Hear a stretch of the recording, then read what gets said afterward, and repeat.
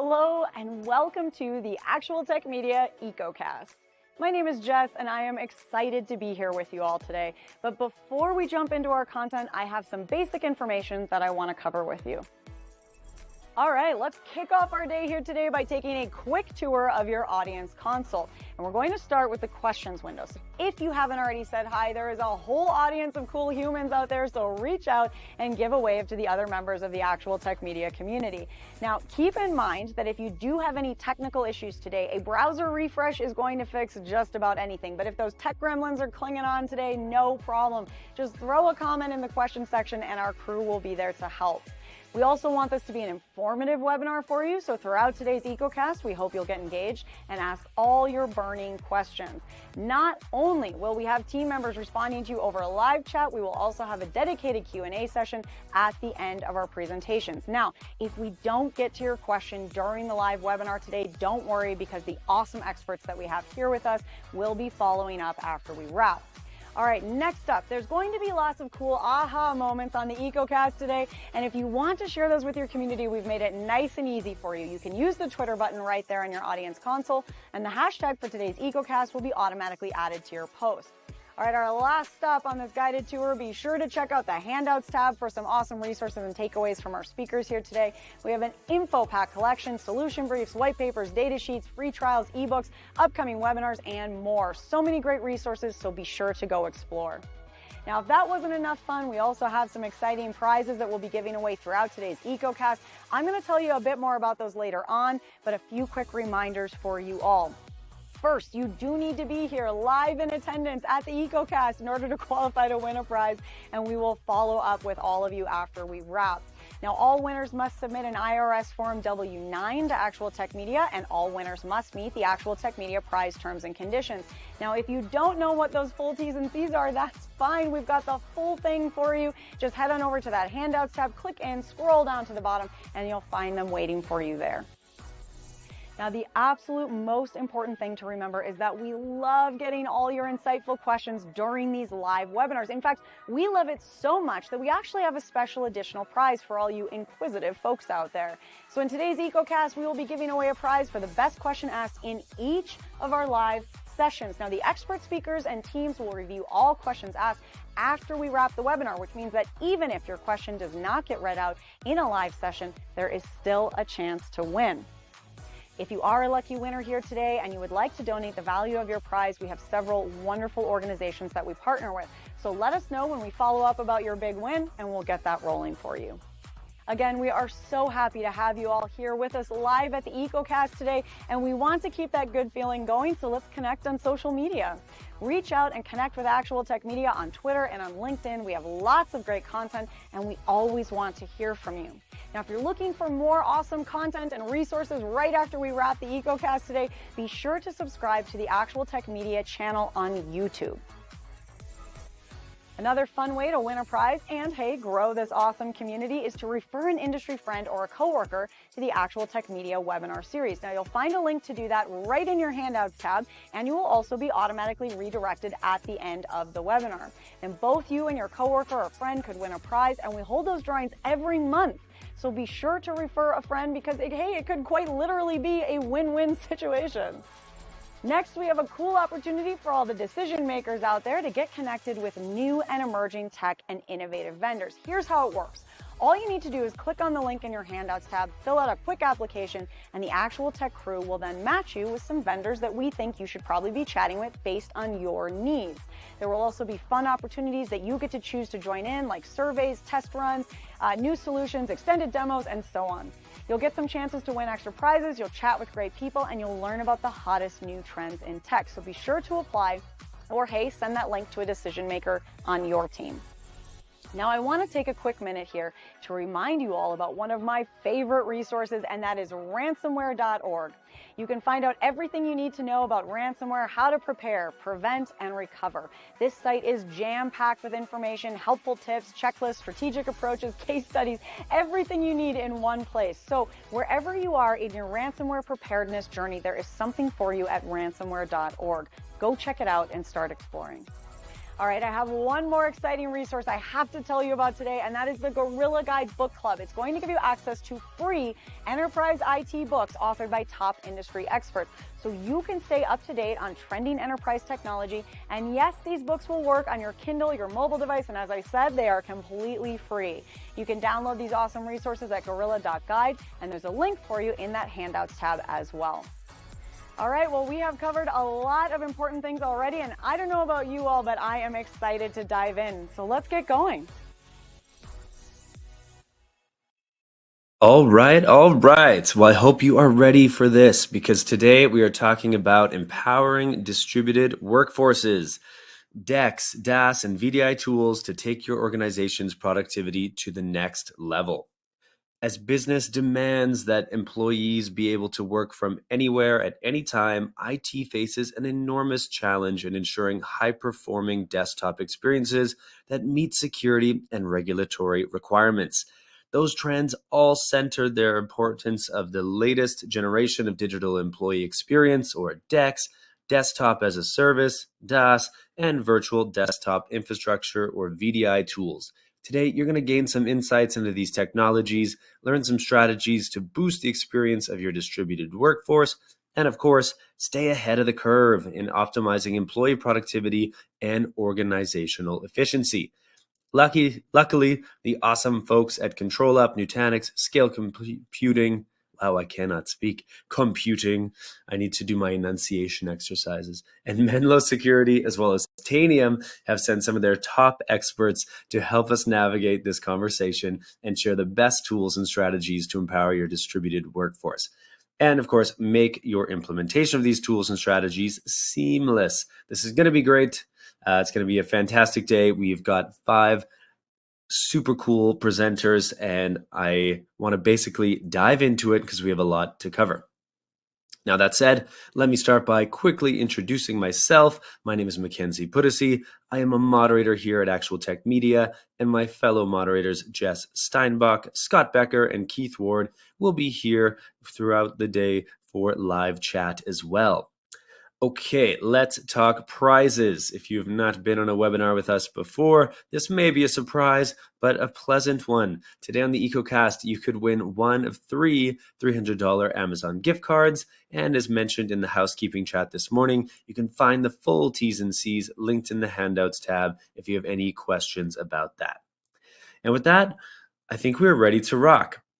Today, I will actually be opening up our EcoCast as your keynote presenter through a series of interactive polls. The goal here is to introduce some key concepts and technologies, get our minds ready for the topic at hand, and get all of your opinions as we go through. So if you haven't already, make sure you have your fingers ready to click, say hello in the questions tab, give some feedback, and answer these polls here. So the first poll I'm going to throw at you here is, which tool focuses on improving employee productivity through enhanced digital interactions? Is it virtual private network, or a VPN? Is it a virtual desktop infrastructure, or VDI? Is it desktop as a service, DaaS? Or is it digital employee experience, DEX or DEX? Now, I'll give you a little bit of time here to answer each poll, and then I'll be reviewing the answers as well. So we'll get a sense of both what everyone thinks here. I've got a pretty good spread. Very few of you are looking at VPN here, a couple of you at VDI, but it looks like the bulk of you, almost 60%, are pretty aligned with where I'm at here.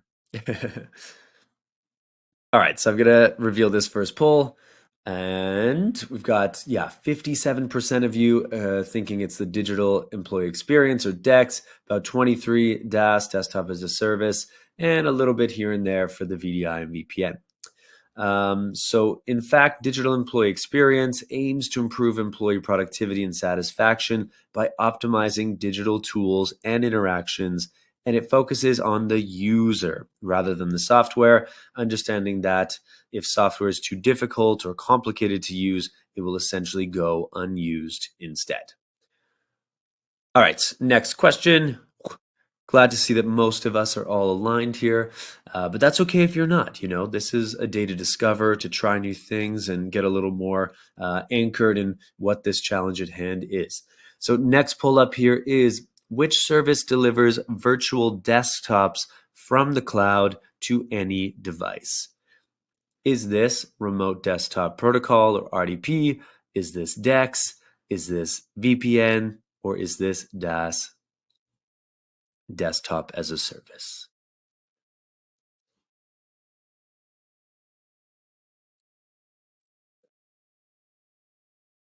All right, polls coming in, polls coming in. Give you a few more seconds here before we move to the answer.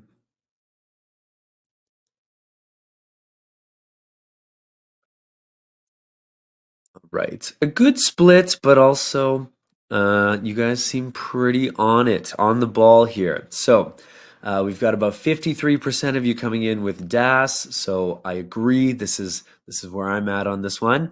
About 20 on RDP and about 10 to 13 on DEX and VPN. So desktop as a service provides virtual desktops via the cloud, accessible from various devices and offering flexibility and scalability. It's becoming essential for distributed workers and enabling IT to manage operations globally to meet the demands of the user. So we'll definitely be looking at that today. All right, next poll, and I've just got two more for you. So keep the answers coming, keep them hot. This one is which technology provides a persistent and secure desktop environment managed by IT on premises or in the cloud?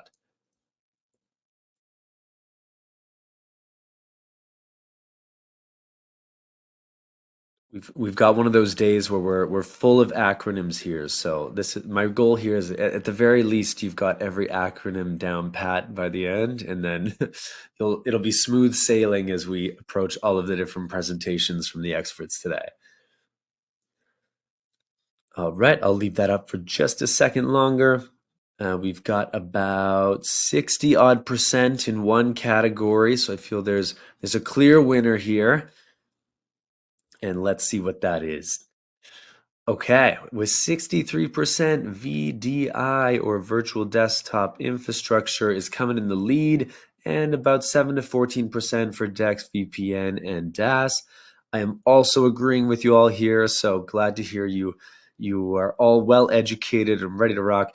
This is virtual desktop infrastructure or VDI. It creates and manages virtual desktops. So it's ensuring security and centralized control in an on-premise environment.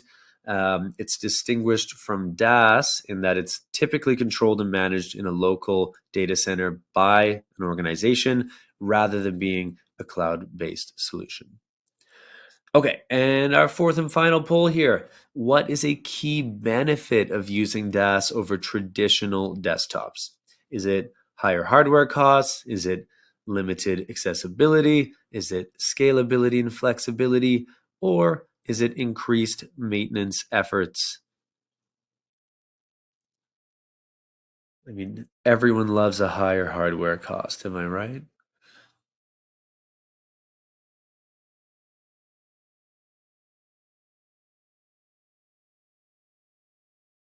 Right. I think we have a near unanimous response to this one. There's a few obvious no's, I think. All right, let me share this with you. So, pretty much everyone out there is thinking that scalability and flexibility is why you might want to choose a DaaS over traditional desktops. Absolutely right. DaaS offers scalability and flexibility by providing virtual desktops that can be easily scaled up or down according to business needs. The key is to understand the needs of your organization before implementing a distributed desktop solution. In some cases, VDI makes the most sense. In others, DaaS will be the right answer. It may even be that you need both types of solutions, but without carefully studying your users and your organization's needs and making sure there's careful alignment between the two, you're likely to waste a lot of time and money throwing spaghetti against the wall and delaying maximum productivity among your workforce. So Fantastic job. Thank you for being so interactive. I do want to keep the interactivity rolling throughout today's EcoCast. So please, I've got one final poll. I know I told you four, but this one is just to check what are your timeframes for adding new or updating and existing your IT solutions at your company. So are you here looking for an immediate solution in the next 6 months, something more about a year timeline, maybe 1 to 2 years out, or not sure. You've got some shifts and changes on the horizon, but you're taking your time and making sure you know exactly what you need to do before you do it. Now, with that, I'm going to let you answer that last poll. Again, thank you for the interactivity. And I want to also invite you all to ask questions throughout today's sessions. If you haven't already found that questions tab, set a hello in there. Feel free to also do that now. And with that, I am going to bring out our first presenter in just one quick second. We are starting off with the fantastic team from Control Up today. I am excited to introduce you to Trenton Tai, Senior YOLO Engineer. And I'll be joining Trenton for Q&A to pose all of your thoughtful questions. So please do send in your questions during the presentation. And if you didn't hear it in the housekeeping video at the beginning, there's actually a $50 best question gift card for each session. So not only will you get to add to the conversation today, but you may also get lucky and take home a prize. And so with that, Trenton, if you are ready, go ahead and take it away. Awesome. Thank you so much. I'm just going to share one of my monitors here. Okay. Can you see my screen? Yes, looking good, looking good. Okay, perfect. So yeah, I'm here from Control Up. I'm here to talk to you about how our solution can help you in your organization, especially with regards to the digital experience, or DEX, as was introduced earlier. So myself, I'll put my face to the name because we're not doing video. So this is me. I'm Trenton Tai. I work in technical marketing for Control Up. And I want to start by talking about some of the challenges that businesses face as they're growing. And as you build your business, operational efficiencies will start to appear. You might have started with staff traveling to client sites using pen and paper to record orders or deliver invoices or things of that nature. And then eventually someone says, we can do this better. And you find that technology is a great driver of those operational efficiencies. You can now deliver applications quickly and securely to your staff, so now they can work from anywhere efficiently. The speed upon which you conduct business skyrockets once you start to adopt technology. And that brings us to DEX. So the digital employee experience, aka DEX. So DEX is how we interface with technology. And going back to the 1970s, we were using terminals connected to mainframes. In the 1980s, we got mini computers and the graphical user interface. In the 1990s, we got laptops. And in the 20aughts, we got smartphones. And in the last decade or so, it's been an explosion of wearable devices. How we interact with these devices is what we call DEX.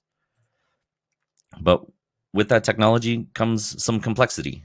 Different moving parts can start to impact how efficient you can be. And suddenly technology might be the thing slowing down your organization or your operations. So the stark reality is that we in IT have work to do. Less than a third of employees believe that the technology their company provides is working effectively. There's a disconnect between what employees experience daily and what businesses and executives understand about the technology their people use to do their jobs. Does this resonate with your experiences as an organization? Issues reported, slow logons, data loss or corruption, hardware failures, just to name a few. And unfortunately, that's the data that's just actually reported. And these issues add up in real dollars, resulting in 2.7 hours of lost productivity per employee per week. And that tends to be about $4,000 or so per employee per year. Now, the way that people operate is usually when they run into something, they'll actually go and find a colleague or two and ask them for help. So what you're actually effectively occurring is that you're actually bringing two resources down and you're doubling or tripling those costs as people are trying to get their problem solved. So technology's effectiveness really hinges on the synergy between the optimized processes and the skilled individuals that drive its implementation. But you can't fix what you can't see. Businesses need better visibility. and the right context to improve in this arena. At ControlUp, we are the tool to provide you that visibility. And that's why we built ControlUp. It's a company born out of a desire to help IT provide better visibility into the technology running its business. We empower IT to focus on elevation, not escalation. We help them by equipping them with actionable, true AI-driven insights and proactive remediation tools. And our technology's true power lies in our ability to propel business forward and empower employees and enhance the customer experiences. So with that, we'll look at our ControlUp DEX platform. So what separates us is that we have true real-time visibility. So we're looking at metrics every 3 seconds or so. We've got automated remediation, and we work across any desktop, whether it's Mac, Linux, Windows, across any application, whether it's local or a published app or a published desktop, and we work anywhere. So our software works whether you're remote, working from home, or whether you're in the office. And how do we make all this possible? Well, our problem is for solving some of the most complex IT problems that are out there today. Our philosophy and approach to solving these problems is pretty simple. It is collect, connect, and correct. So by collect, we mean we collect the data.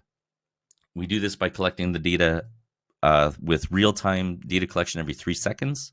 So that tends to be about 20 times faster than anyone else in the industry. We have end-to-end visibility by looking at the data not only on the infrastructure, but also on the desktop. And then we continuously monitor the metrics that matter. And then we take that data and we connect the dots. We have AI-powered detection and analysis of the data that we have. We have smart prioritization and experience scoring, and we do actionable insights where we provide you with information that you can actually use to solve a problem as opposed to just stare at it. And then lastly, we provide you the tools to correct the course in this case. So we can do automated and proactive issue resolution. So we can actually do point in time, or we can actually say, hey, if these set of metrics hit this particular threshold, let's execute this action to solve the problem. We can optimize IT performance and spend by assisting you in your cloud world, by powering off resources as they're unneeded, things of that nature. And we can reduce the risk and increase compliance with our security posturing tool within your organization. So with that, I want to dive into how the software actually works and give you a demo of it. Let me switch over.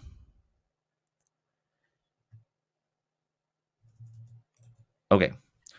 So what we're looking at here now, and I'm going to show you 3 different parts of our product, but we have much more in scope. I can't show everything of it today, but I'll show you 3 of the important parts that contribute to your DEX score. So what we're looking at right now is our VDI infrastructure, or our published apps infrastructure.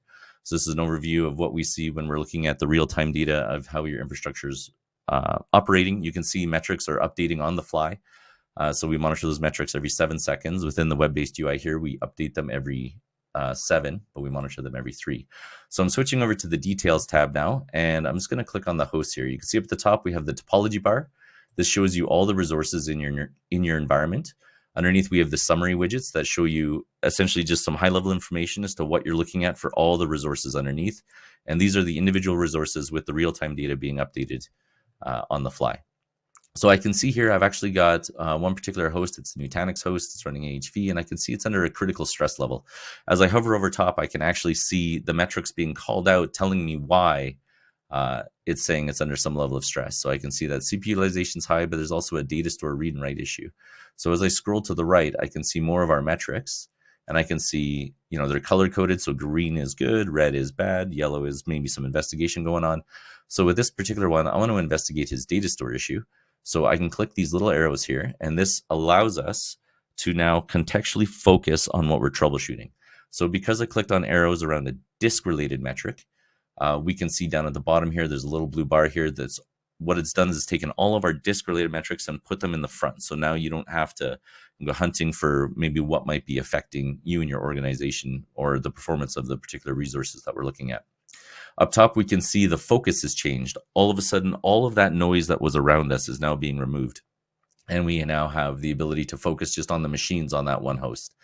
And here we can see we've got one particular machine that looks like he's having the data store issue.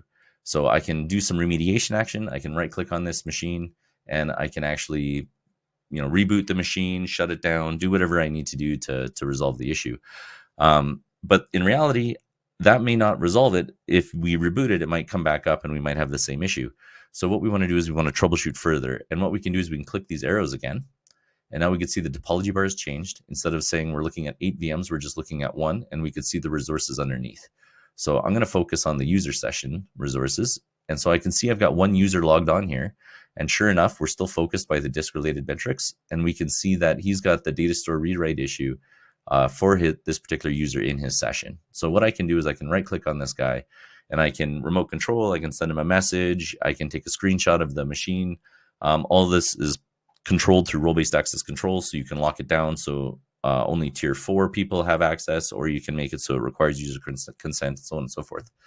So I could also log this user off, things of that nature. I still don't know why he's having the issue, though, what's going on here. So I can still drill down further. So what I can do is if I click these arrows, we'll see that it'll focus on his user session and the number of processes will drop. So again, boom, we're getting rid of all the noise related to the troubleshooting journey that we're on. So now that we only have 25 processes, we can go ahead and click on it. And we can see he's got one process called dynamo.exe that's actually consuming all of that CPU. Or all those disk metrics. So as I scroll to the right, I can see we get a whole bunch of metadata that I can use to assist in my troubleshooting journey. I can see it's by a company called Intel. I can see it's called IOmeter. I can Google it. I can find that, hey, it's actually a disk testing utility. So potentially this guy was testing something with our infrastructure to maybe find out how it performs. So what I can do here is I can do a process level action now, where I can actually end the process, kill the process, or do whatever remediation action I need to do directly from ControlUp. So this is an example of the real-time troubleshooting journey that we can go on for your VDI infrastructure. Now, lots of people work from home, and one of the challenges with working from home is we went from having 3 offices that you might have to now 30,000 offices that you might have with all these individual users. And one of the challenges there is getting that visibility to that home network. So what we have is we have this technology called Remote DX, and what it allows us to do is it actually allows us to peer into someone's home network as long as they're connected to your resources.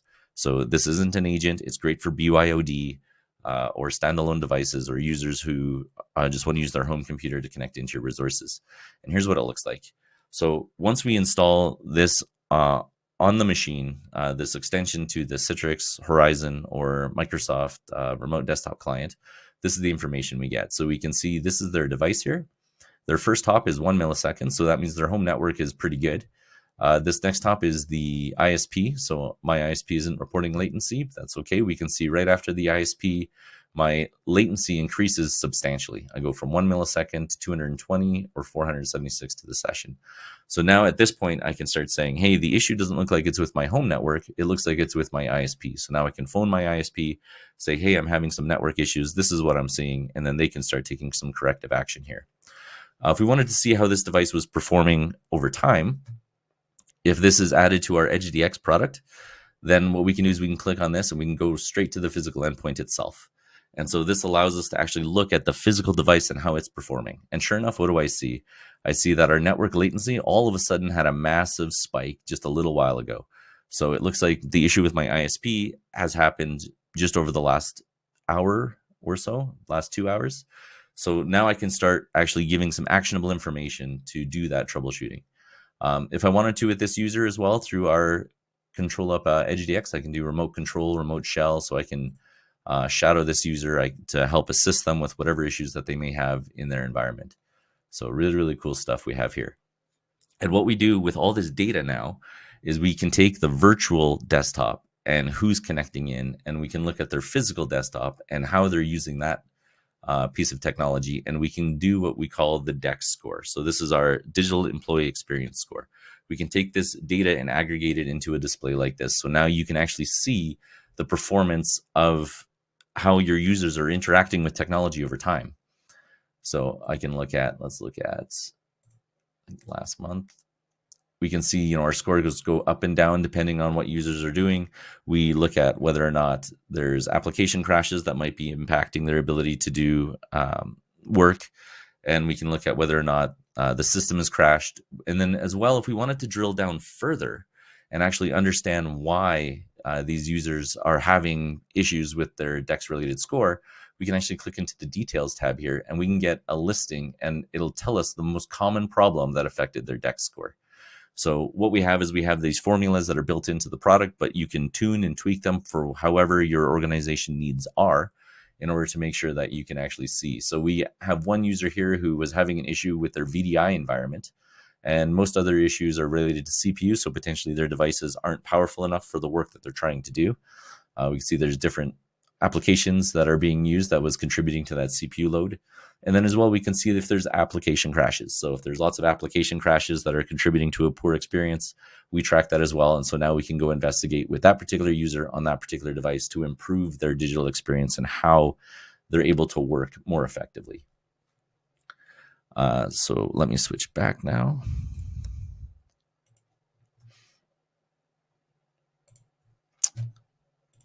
Great. So how the ControlUp DEX platform works, kind of what I showed with that little demo there, is that we've got our VDI and DaaS infrastructure. So ControlUp monitors all of that information. We've got our physical endpoints. So ControlUp monitors and can take remediation action to both of these components. As well, we do applications. I don't have enough time to show everything here, but we can also do right down to the application level, whether it's a SaaS-based application, whether it's unified communication. So we monitor Teams and Zoom. As well, both as a call is going on with our live callers view, and then as well historically. So we can look at the performance of their calls through those technologies.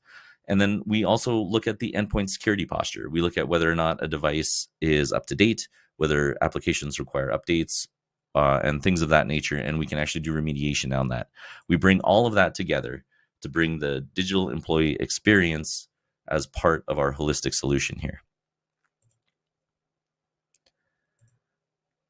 So you're in great company. Nearly 2,000 customers across the globe trust ControlUp's vision and strategy to help deliver on the promise of a superior digital employee experience with true real-time visibility, actionable AI-driven insights, and automated remediation actions across any desktop, any application, anywhere. We're proud to have over 5 million seats under our management today, executing over 10 million automated remediation actions per week. Our platform has a super strong following with an army of over 6,500 ControlUp certified experts, users, advocates, and partners all around the world. And because of that, the most active EUC and DEX Select channel was born. It's a vibrant online community. You can join it if you want to learn more about ControlUp in order to create a human-centric digital experience that can help accelerate your business outcomes.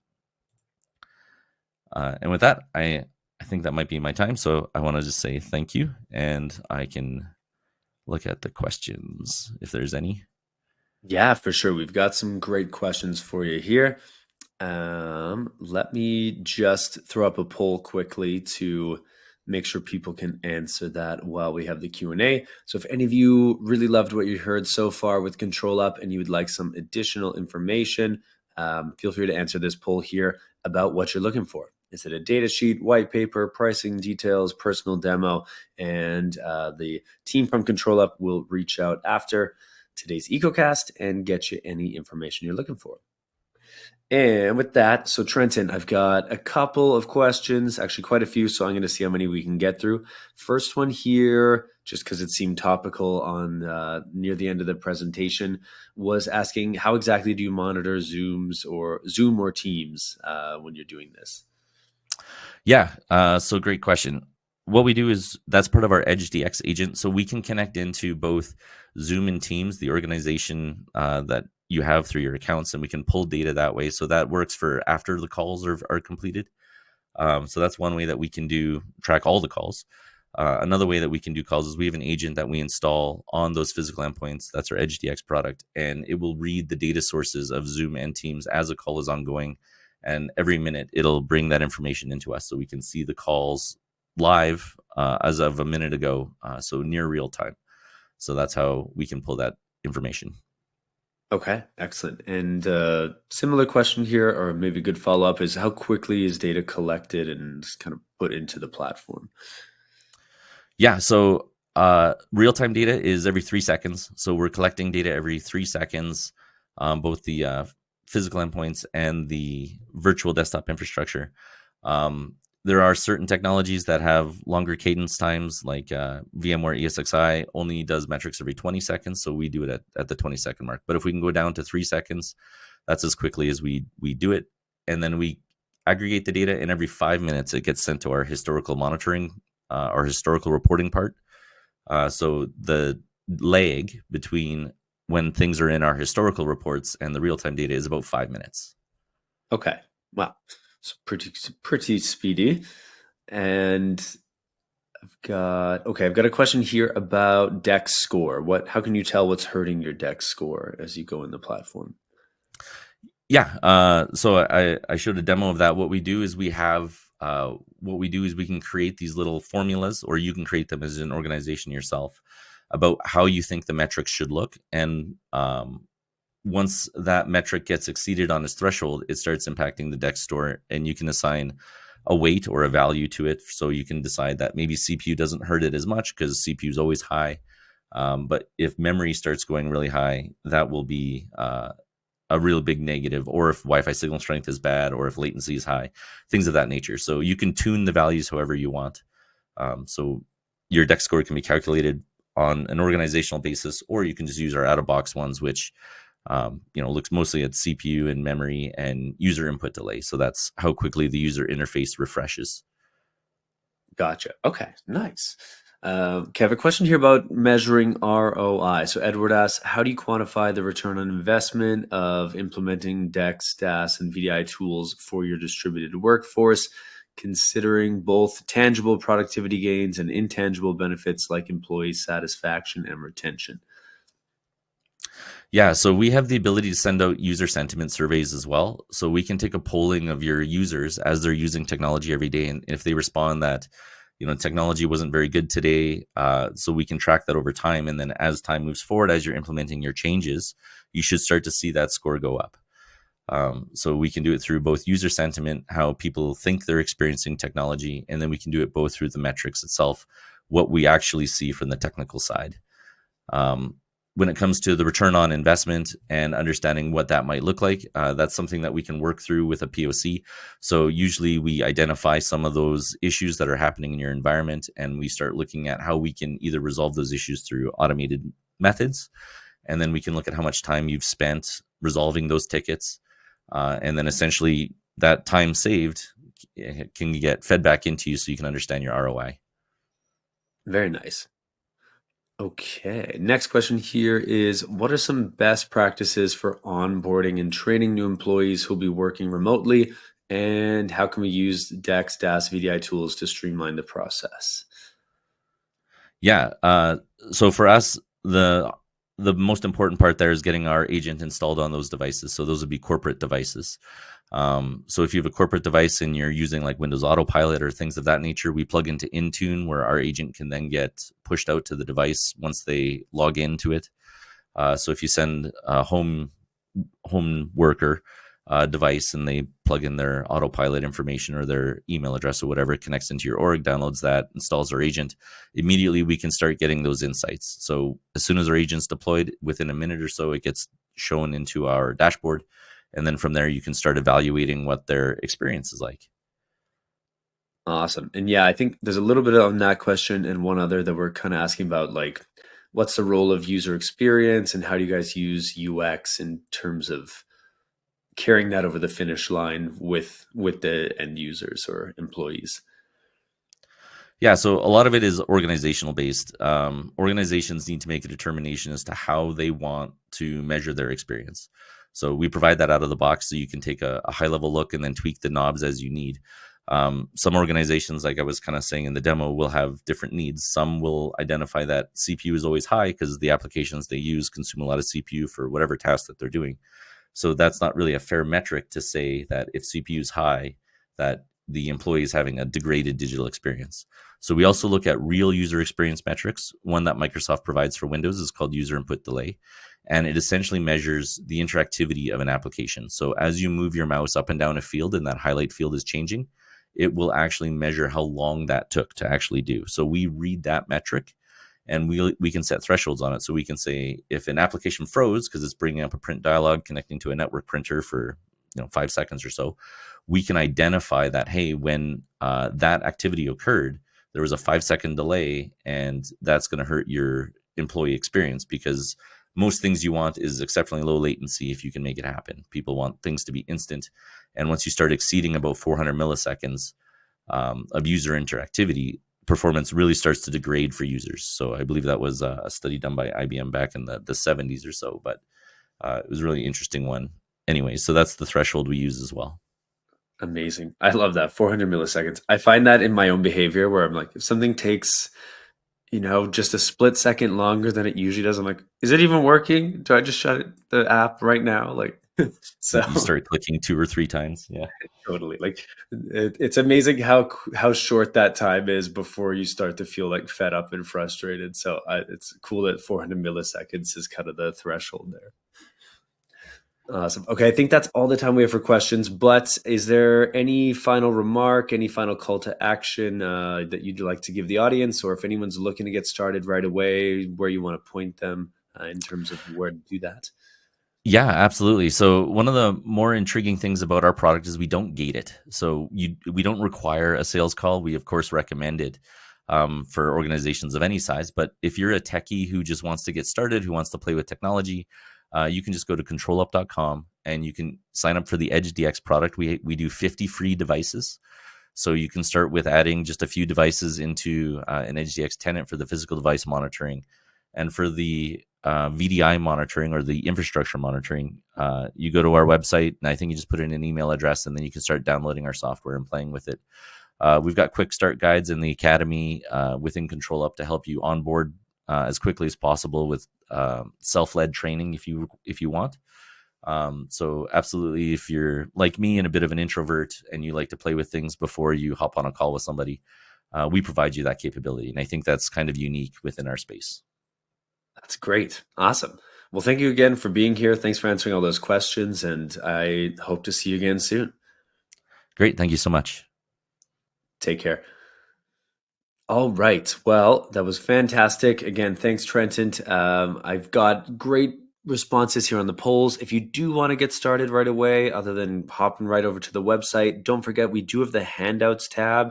And in that handouts tab, we've got a handout from each presenting team. So in there, we've got a deck from ControlUp saying that covers the management delivery, a friction-free experience for the work from anywhere in the world. So definitely check that out. Save it. It is in a PDF format, so you're not necessarily going to be able to find it online or just find the link. So do grab it and hold on to it for a review after today's EcoCast. And with that, it is time to give away our first prize. I've got a $300 Amazon gift card to give out here. And just a quick reminder that you must be present at the webinar to win. And without further ado, our very first lucky winner with us today is Jeff Thomason from California. Jeff, huge congratulations. And as always, we'll be in touch about claiming your prize after the webinar. And do not forget, there are still 2 more chances to win an Amazon gift card, plus the best question gift card from each session. So keep those questions coming in. And if your question wasn't answered today in our Q&A, no worries. We are definitely going to have the team from ControlUp reaching out and handing any of the information you're looking for right over to you after today's EcoCast. And with that, let's keep things rolling along. Next up in the queue, we have Nutanix. And from Nutanix, we have Kays Baggerman. He's a technical director of engineering at Nutanix. And I'm so excited to have him speaking with us today. So I'm just going to hand things right over to you, Kays. Take it away. Well, welcome today. The power of hybrid multi-cloud EUC with Citrix and Nutanix. My name is Kays Baggerman. I'm a Senior Director for End User Computing at Nutanix. And today I will be talking about the hybrid multi-cloud EUC journey that we see a lot of customers taking. And what we've seen is that only Nutanix makes hybrid and multi-cloud simple, covering any workload, any app, running anywhere. But today our focus is going to be on end user computing, one of my favorite topics. But what we've seen over and over again is that multi-cloud can have its challenges. Whether you're an on-prem solution, whether you're using AWS, Microsoft Azure, maybe one of these co-location solutions that are out there, you still have to deal with multiple clouds, provisioning, resource optimization across these clouds, policy and governance, Especially I'm based in EMEA, so we see a lot of compliancy and laws around public cloud, budgeting and planning, visibility across all of these clouds, and consumption. And what if we could make this easier for you to consume? This is just the infrastructure, let alone adding a workload on top of it. So having a way to make this simple to us makes a lot of sense, and luckily to a lot of our customers makes sense as well. And what we've seen is that hybrid multi-cloud adoption is expanding. From modernizing an on-prem environment to extending to cloud-first customers. And this is kind of the segmentation that we've seen over and over again in our customer base. So you have a traditional infrastructure component, which most of our customers would have, where you'd have speeding up workload deployment and optimizing scale with Nutanix HCI. Some of them are actually extending into public cloud, using public cloud services to burst workloads running on-prem HCI into public cloud. And obviously, you have customers that are adapting and adopting a cloud-first strategy, where you rebuild workloads in multiple public clouds directly. But we've seen that flexibility and requirements are actually driving that change. So the pandemic is one of these things that was forcing us to work from anywhere. And we saw a major focus on business continuity and employee engagement. We saw that there was a need for data-driven personalization. Companies were offering new revenue models, more focus on customer delight, and there was a focus on streamlining operations to make sure that we hit all of these buttons or all of these items at the same time. Cloud is a must-have. It's definitely one of these things that we saw during the pandemic and even after the pandemic, is that there is an increased need for business resiliency and flexibility and agility. Now, if we focus on end-user computing, we've seen that desktop and application delivery has become more flexible. So what we saw traditionally with physical endpoints, desktops and laptops, that you'd have to have endpoint management. They had low flexibility. And there's a predetermined scale on physical desktops and laptops. That kind of led into something that is more a VDI solution or an end-user computing solution with a customer managed control plane, where you'd have centralized management. You'd have good flexibility because you could have multiple desktops, multiple desktop pools, and have different use cases served from that desktop pool. So you could have, if you're a hospital, you could have a separate desktop pool for doctors and separate desktop pools for nurses or maybe for your janitors, right? So there's more flexibility when using end-user computing. And there was better scalability, but that scalability was definitely tied to the data center capacity. Now, if we fast forward to today, we see that there's a new iteration of this control plane, and it's Citrix managed. So you have the best of both worlds. So you'd have cloud management with optimal flexibility, and you'd have data center and on-demand scalability bursting into public cloud. Now, we talk about that concept about desktop and application delivery. We've seen that that's complex as well.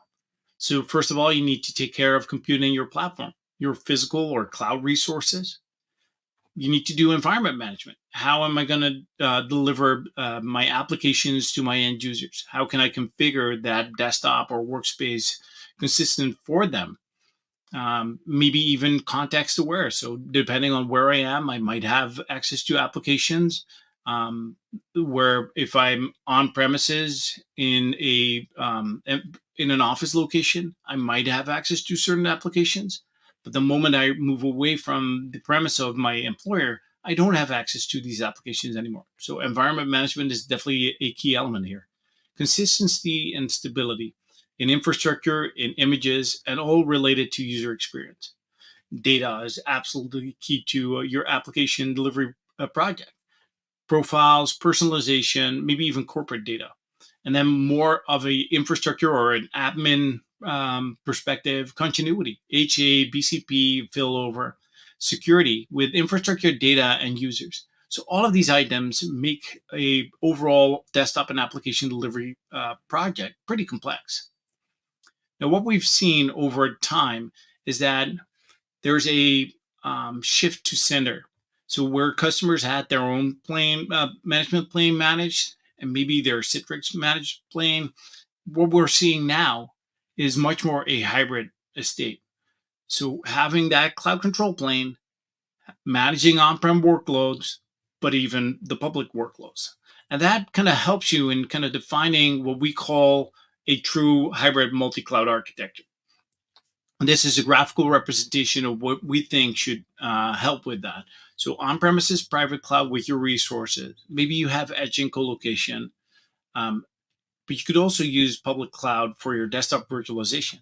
But what if we could use the same tools, the same people, and the same processes across all these deployment planes? Because right now, if I'm an on-premises customer and I want to deploy into Azure or AWS, I need to learn a new skill set. I need to use new tools. My processes will be different because I'm actually landing on a different platform. And that's why Nutanix came up with the concept of Nutanix Cloud Clusters, or what we call NC2. And it's a hybrid multi-cloud infrastructure. It's basically bringing everything we've brought to you on-prem into public cloud. So we're utilizing bare metal offerings from both AWS and Azure to land our software on top of and have a abstraction layer between the hardware and that you're using and the actual implementation of your desktop, virtual desktop estate. And that helps you in all of the things that I just mentioned: the people, the tools, the skill set, the processes. Because right now, if you would apply Nutanix Cloud Clusters to your infrastructure, add that to your on-prem environment, that abstraction layer makes it similar if you're running on-prem or in public cloud, no matter if you're running on AWS or Azure. It's the same UI, same look and feel, and the same tool set overall. If we look at the availability of these locations, what we offer in AWS is 29 global regions, 7 different bare metal types, and up to 28 node clusters. For Azure, we're offering 10 global regions, 2 bare metal types, and again, 28 node clusters. If AWS or Azure is not helping you in the region that you're looking for, then we have service agreements with SPs and MSPs in 25 plus global locations with OVH, Cyxtera, or Equinix.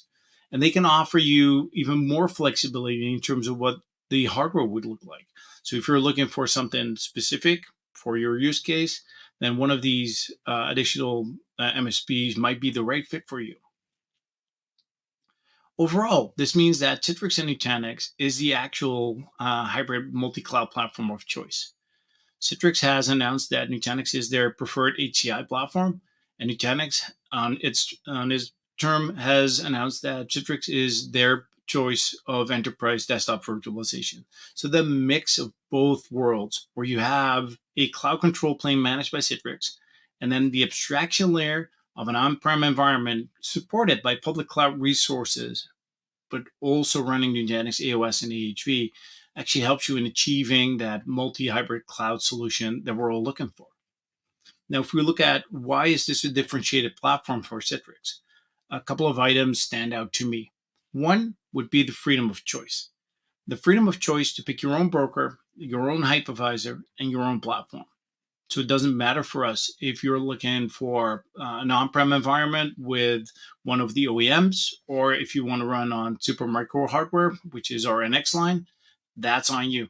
If you want to build your environment with high clock speed CPUs, that's a choice that we're allowing you to make.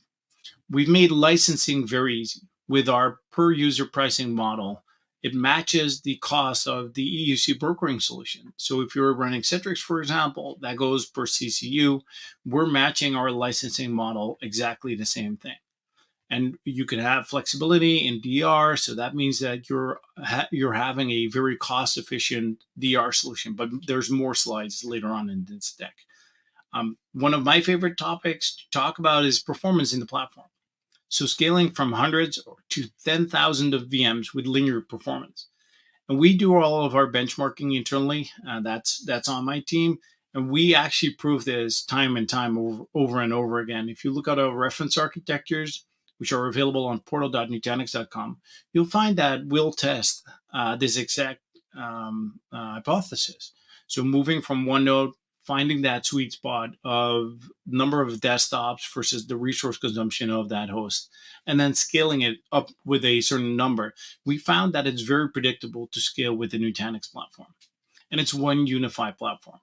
So it integrates the compute, but it also adds file services, security, and Nutanix cloud clusters if you want to burst into public cloud. So all in all, Citrix on Nutanix cloud clusters is simple and powerful. You've got your Citrix DaaS management plane, and for us, it's another resource location. No matter if you're running private cloud or public cloud, our software makes it an abstraction layer for Citrix. So it sees the same layer, the same hypervisor, and all of your tools, all of your services, all of your processes can still be the same. In fact, you don't have to refactor or rebuild your golden images if you're moving to public cloud, because our abstraction layer is Nutanix ASV, our hypervisor. So that means that the golden images that you're using on-prem today, you can actually take that same golden image, replicate that into NC2 on AWS or Azure, and use that same golden image across your estate. So there's no refactoring your golden image. There's no retesting your golden image. It's all Citrix ready, extended to AWS or Azure. Same look and feel for your tools. The only way I can see that I'm running in public cloud is that the node type in my UI is slightly different than what I have on-prem. So that means it's very simple. It's very powerful. And if we look at use cases that we've seen, that we've talked about with customers, there's a wide variety. One is business continuity. So quickly build out disaster recovery sites in any cloud region. On-demand elasticity. So rapidly burst into cloud. Rapid scale. Scale applications into cloud without the need to change your code. There's test dev needs, and you could easily use NC2 Nutanix cloud clusters as a migration option. Now, again, I already mentioned that hybrid multi-cloud could be very complex. And Nutanix cloud clusters takes away most of that complexity by the abstraction layer that we offer. AOS, AHV, our own hypervisor, on top of this, kind of reduces the number of choices that you need to make. So that makes for a very compelling end-user computing solution, as you don't have to worry about instant cost, provisioning complexity, the gallery, your images, snapshots, AMIs, traffic egress. All of that is covered with Nutanix cloud clusters. And you gain efficiency in public cloud as well. So if I look at the current instances that these hyperscalers are offering, it's typically there's an oversubscription of t-shirt instance sizes. I'm not able to select a 3 vCPU or a 5 vCPU, maybe a 6 vCPU without adding RAM or maybe adding storage. So that means that I cannot get a right-sized VM for the service that I'm trying to offer. There's no need on NC2 to worry about storage types. Am I picking SSDs? Am I doing Express SSDs or to actually be able to sustain the provisioned IOPS? So there is no longer a worry about storage performance and throughput impact. So with NC2, there's increased efficiency of bare metal because we can right size. There is high performance NVMe storage on these nodes that will take away the requirements or the worries about storage performance and impact of throughput. And if we look at cost efficiency, this could be one of these examples. We have on-prem production capacity, and then there's two options that we could help you with.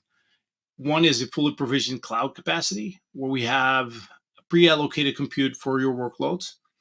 Or alternatively, we could have elastic cloud capacity, where we have a minimum number of nodes running, what we call pilot light, to kind of sustain the replication of your data. And then when there's a DR event or when there's a need to do bursting, we could actually burst and add more nodes as we go. So you could either pre-allocate all of your compute before, or you could have a small bare minimum cluster and burst that as you go. And that's all to improve your TCO and agility. Depends on RPO, RTO times, obviously. And this is, again, one of these things that I like to talk about because it offers you to be more efficient with automated cluster scaling. So we found a way to have conditional playbook triggers. So basically what we could do is when there's a 3-node cluster and it's able to handle the workload at a given time, but suddenly we see there's a increase of CPU memory, maybe time of day, because people are running reports, or maybe it's end of quarter and finance has to run certain reports. We can actually start automating the cluster expansion based on triggers that we set on CPU memory. So if we see that the CPU is reaching a certain threshold, we can actually kick off automation, add another cluster, run the workload. And the beauty of this is that we can do the same by removing the node. So when it reaches a certain threshold again, we can actually remove the node and reduce the cost of that cluster. So we're very efficient in how we handle cluster scaling, not just up, but also down, which is to a great advantage. And then we can combine the power of Citrix Autoscale with NC2, because having these hosts bursting into public cloud, it's great that we have a base. It's great that we can do bursting with our nodes. But if you combine that with Citrix Autoscale, where we can actually add VMs based on session load, that is something that's very powerful because we can add them and remove them. So now all of a sudden we have that elasticity that we're looking for. So time to cloud matters. And that's what we've seen over and over again with Nutanix Cloud Clusters, is that project start versus project finish with NC2 is definitely more achievable than trying to do this in public cloud natively. And this is data that we've got from our customers, from research. There's a lot of time going into app dependency mappings, refactoring development, and NOC support. So adding NC2 actually makes the cloud adoption in your environment easier. So all in all, we think hybrid multi-cloud can be reached. Utilizing Citrix for your control plane with Nutanix for seamless managed infrastructure. Utilize Nutanix Cloud Clusters for disaster recovery and maintaining business continuity. And there's workload portability. With Nutanix Cloud Clusters, you can move workloads on-prem to public cloud and back without refactoring your golden images. And it's not us. It's also coming from customers. In this particular case, Penn National used NC2 Nutanix Cloud Cluster to deploy a cluster in AWS. Took them about 45 minutes. And they had their DR environment up and running in less than 2 hours. So if you want to look at this and test it for yourself, then feel free to look at our test drive at nutanix.com/test drive. You can select burst Citrix desktops to Azure or AWS with Nutanix Cloud Clusters. And with that, I wanted to thank you and hopefully see you next time. And now we're moving into the Q&A. And I see some questions coming in. So let me just wrap that screen.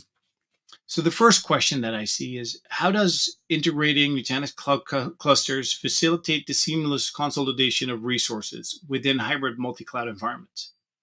I think we touched upon that in the previous slides, but what you would see is that from a Citrix perspective, running an on-prem environment or NC2 in AWS or Azure is alike for Citrix, which means that we're now in control of the resource consumption that we need to, and we are in control of our planning.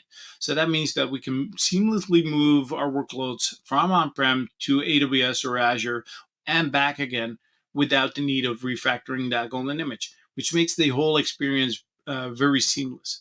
So for us and for Citrix, it's just another resource location. So very easy to maintain, very easy to set up. The second question is, could you explain the accelerated pathways for migrating application and data across various cloud infrastructures? Absolutely. What we've seen is that there's a lot of time being spent on refactoring applications, rebuilding applications to be forced into native cloud. And what if we could actually move the application as is into public cloud? And that's what we see with NC2 as an example. You don't have to refactor your applications over and over again. You don't have to build them for a specific cloud platform. You can utilize AWS today, you can utilize Azure tomorrow, and vice versa. So that means that with the benefit of that abstraction layer, we're actually seeing that multi-hybrid cloud coming through. And then the last question that I'm able to answer is, how do these pathways contribute to streamlining adoption and optimizing performance? It's an excellent question. So streamlining adoption is mainly because of the additional features or the additional flexibility that we offer by moving from one to another, from one public cloud to another, to on-prem and back again. Optimizing performance is an excellent question because it's part of a lot of the conversations that I have. What we've seen specifically for desktop virtualization is that some of these instance types that you will have with native public cloud would have maybe 2, 3, 4, even up to 5 different CPU generations, which makes it very hard to predict performance for your end users, and thus it actually impacts user perceived performance. When you look at NC2, you are in control of where that workload will be running. So there's no flipping from one CPU to another. It's always consistent. And that means that that end user experience is always consistent as well. So that's how we contribute to optimizing performance. With that, I wanted to thank you for your time, and hopefully we'll see you next time. All right. Thank you so much. That was a really great session, and definitely a lot of questions we didn't have time to answer today. So if you did throw in your question, do not fret. The Nutanix team will reach out after, and you'll also see a poll here that is essentially your wish list, your shopping list. What data sheets, what technical white papers, what pricing details are you looking for? If that's what is on your mind after seeing Kay's presentation, just definitely plunk in a response and we'll know exactly what to send over after today's EcoCast. Now, if you do want to learn more right away, click into the Handouts tab and check out the ebook from Nutanix. It is the Customer Spotlight on End User Computing. Definitely a cool resource as well as you dive into today's world of DEX, DaaS, and VDI tools. That's going to help guide you along your way. And while you're in the Handouts tab, you might as well just grab everything because all of those handouts are excellent. So if you haven't made your way over there quite yet, I highly encourage you to do so. And with that, let's keep things moving along. We've got 5 fantastic presenters today. We're about halfway through, and the steam is only picking up. We've got the amazing team back in the house here from Scale Computing, and I am super excited to introduce you to Alan Comboy, the Field Chief Technology Officer over at Scale Computing. And I'm going to be joining Alan for some Q&A, so keep those questions coming in hot. But otherwise, Alan, go ahead and take it away. Hey, thanks. And always glad to be back with Actual Tech. You guys are fantastic to work with. There's no two ways about it. Thank you. So my name is Alan Conboy. I am the field CTO here at Scale Computing. What I'm here to talk with you about today is, well, it's pretty simple. We spent most, and by we, I mean all of us in IT, spent most of the 2000s and most of the 2010s waiting for the year of VDI to happen. Boy, did it happen. We're 4 years out from when it really started in earnest. We've learned a lot. All of us have.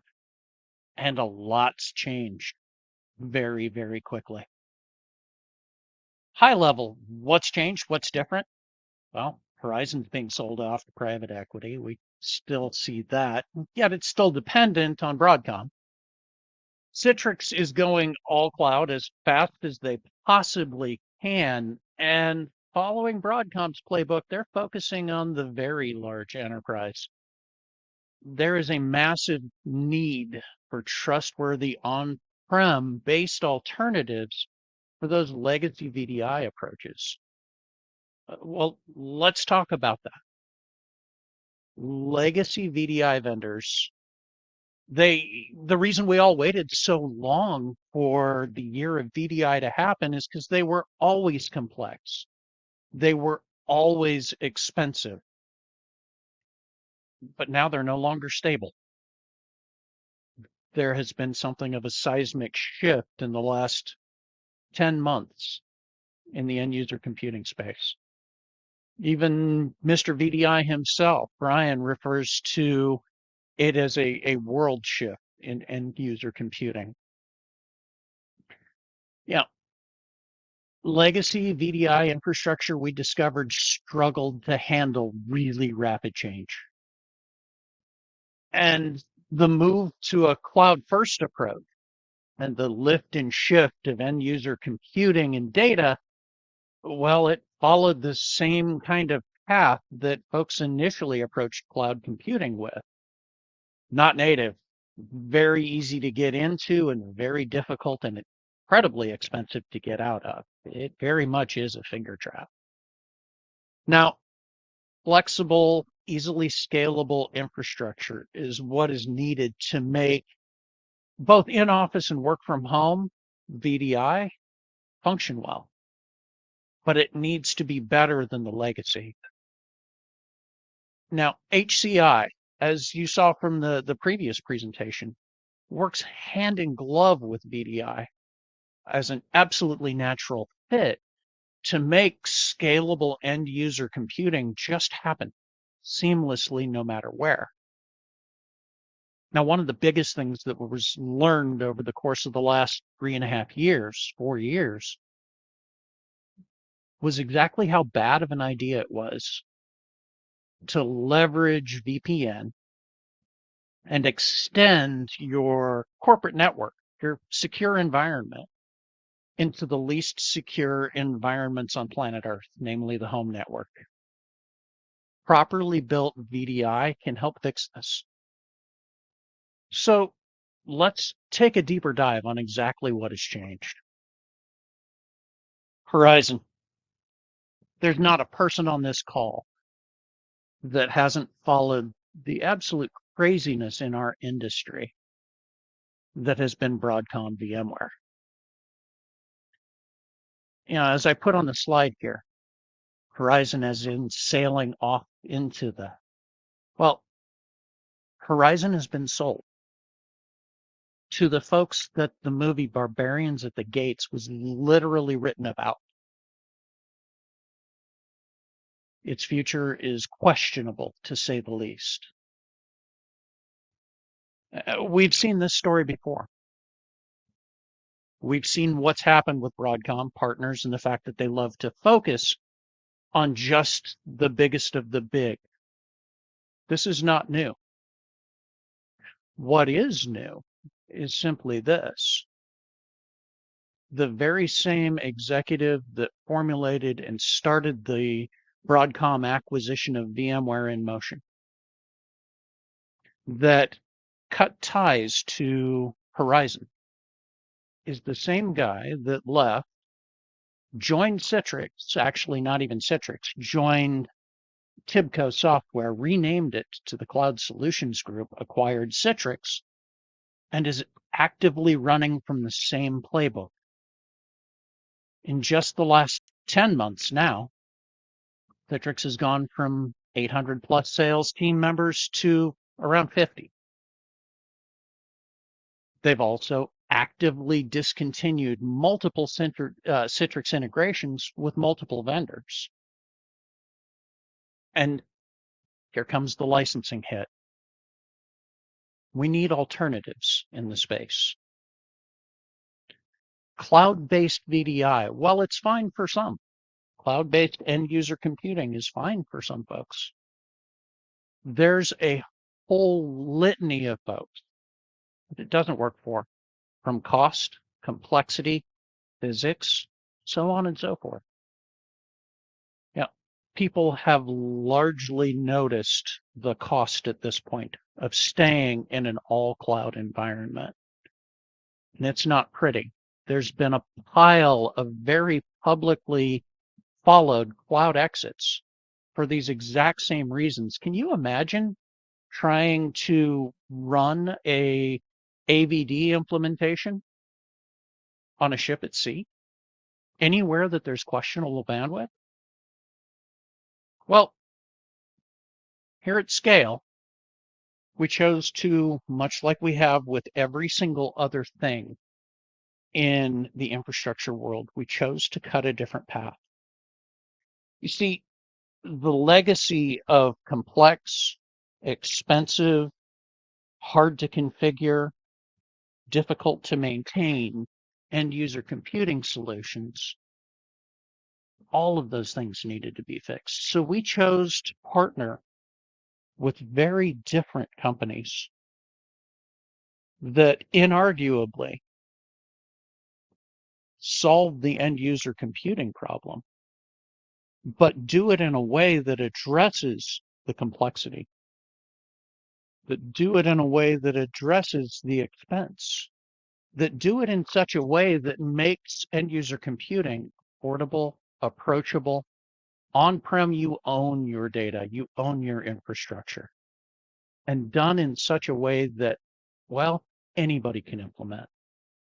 From our partnership deep ties with Leostream, the original connection broker, our partnership with Parallels RAS, the ability to easily and quickly spin up the brokered infrastructures with either, whether it's Linux, Windows, x86 desktoping, partnerships with endpoint device providers, Tenzig, Google, Chrome OS, and so very many more, but done in such a way that it becomes affordable, approachable, easy to use, easy to manage.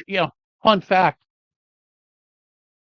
when the world closed down on all of us just a few years ago, just a handful of years ago, folks that had already implemented a Scale end user computing solution, both based on Leostream and based on Parallels running on Scale, were in a matter of minutes able to shift their workforce's compute needs to fully remote. I had folks send me pictures of accessing their work desktop from their smart fridge.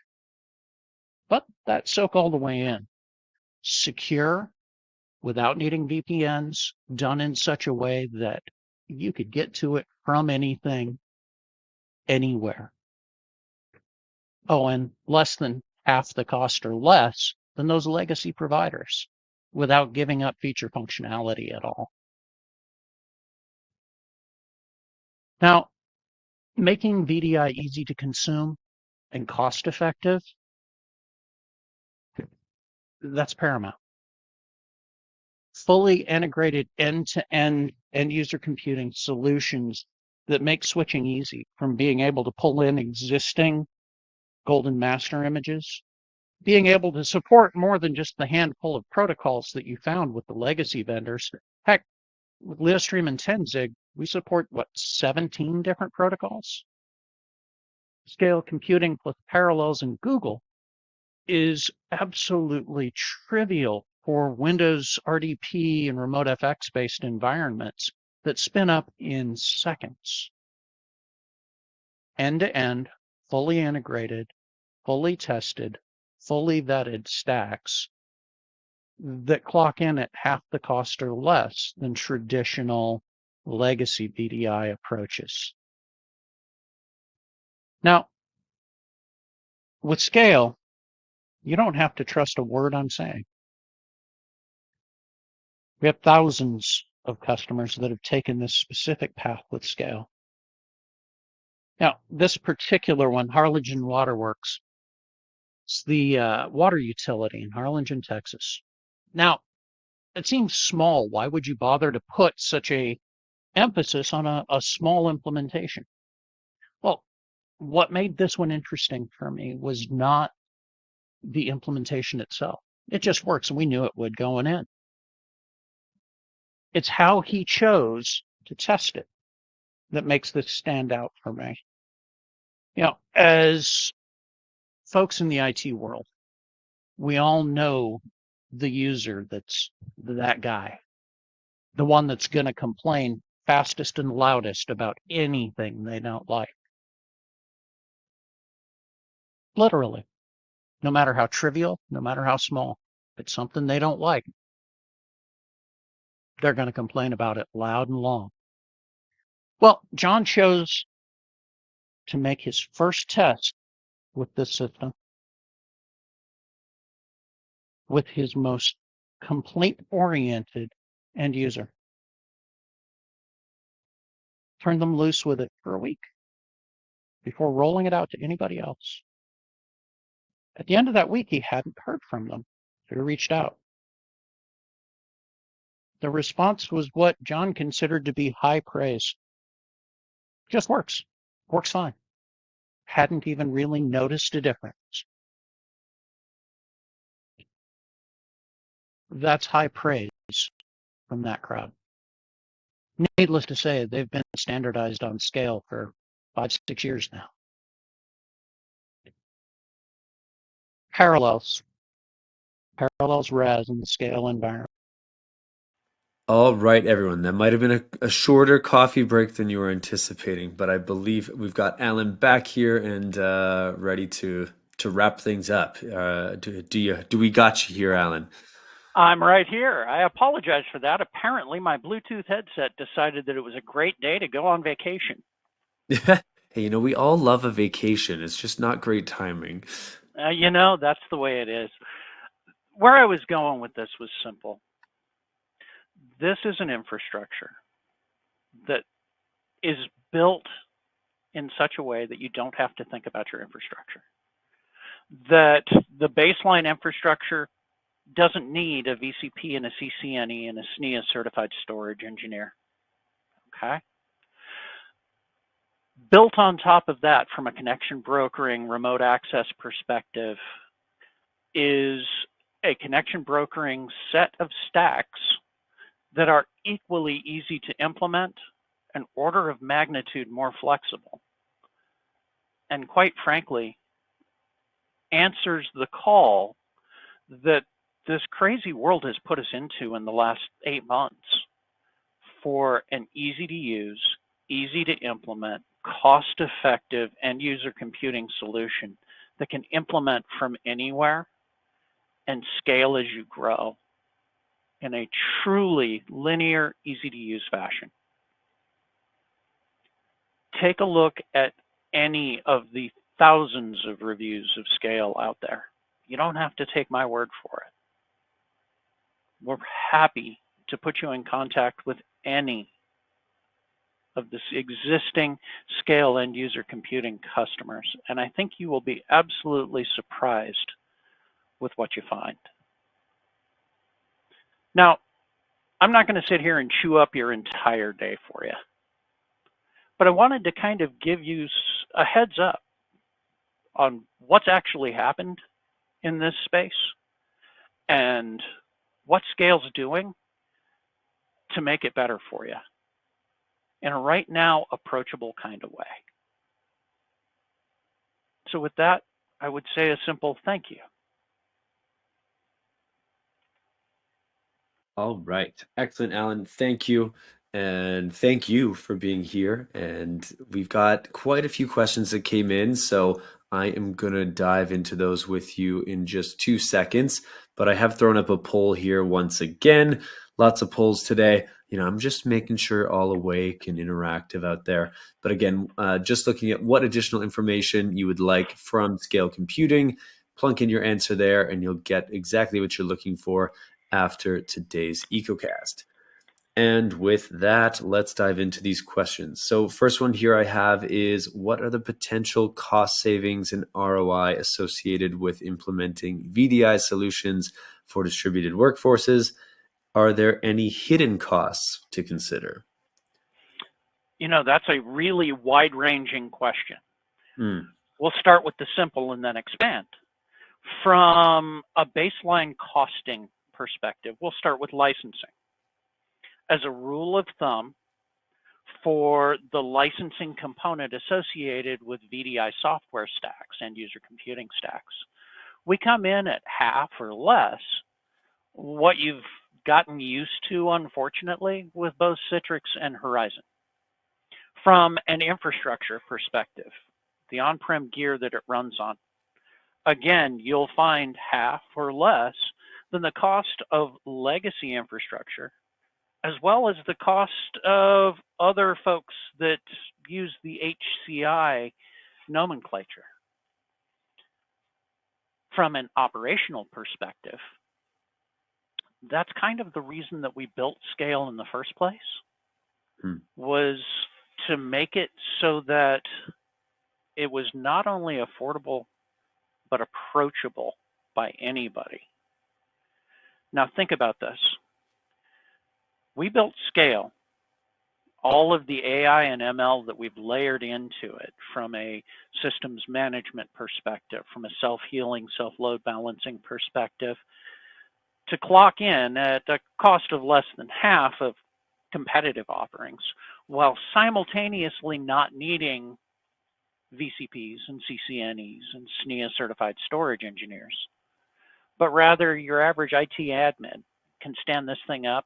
I like to say it this way. When it comes to Scale, I can take a kid straight out of the local community college, still waving around his A+ cert like he's the first human that ever got one, and have that kid standing up a Scale infrastructure with about 15 minutes worth of training. Now, the cost on operational expense becomes obvious when you view it that way. It's an infrastructure that you literally don't have to think about.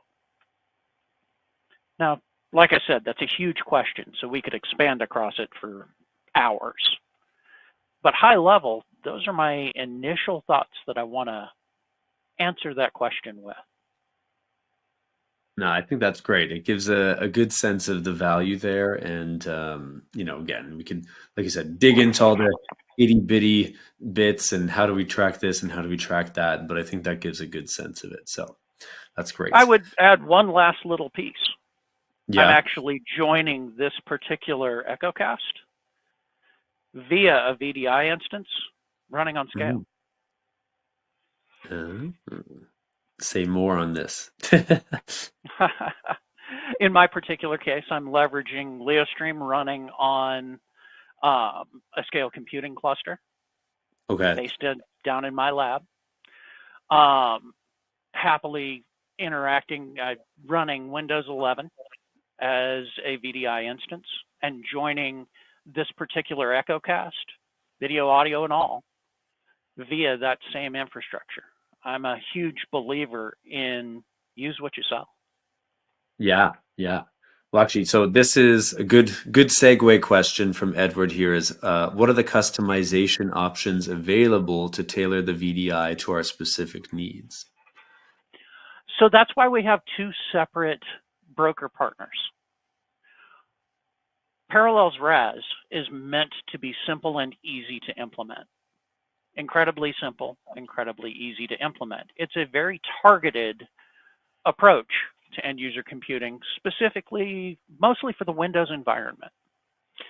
But that's not the only partner. The other partner, LeoStream, natively integrated with us, has been for 6 years now at an API level. It's best to think of LeoStream not just as a wrench or a hammer, but as an entire toolkit that brings everything from location awareness to who's allowed to access what, where, when, why, how, and from where, under what conditions, to all of the security implications that brings to the table. It's already built in there. You can configure LeoStream on Scale to get right down to the specific use case that you need.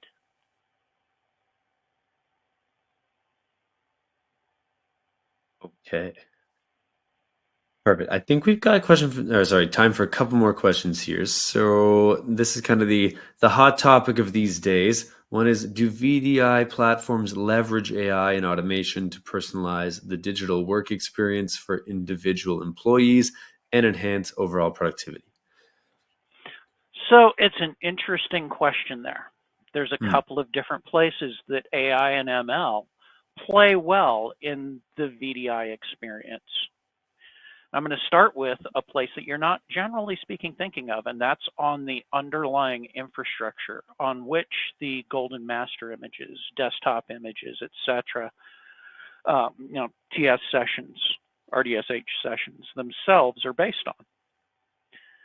AI and ML, in Scale's case, has been leveraged there since 2010 to specifically automatically remediate all of the issues, all of the load balancing concerns, etc., that can come up that historically required a systems administrator to lose his nights and weekends chasing down cable problems, chasing down power supply problems, chasing down, is that a drive issue? Is it a drive controller issue? It is an integration issue with my specific hypervisor. At an infrastructure level, AI and ML implemented properly with all of the OODA loops, all of the if you see this, do that, built in automatically, makes a massive difference in the end user's experience.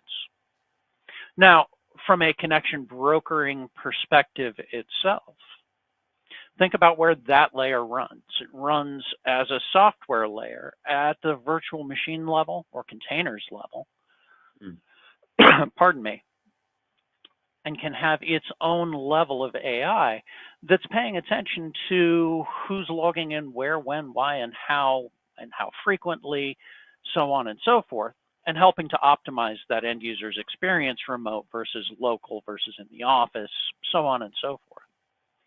And then on top of that, you're seeing the mad rush to generative AI. And thanks to the thunderstorm that has been ChatGPT, right?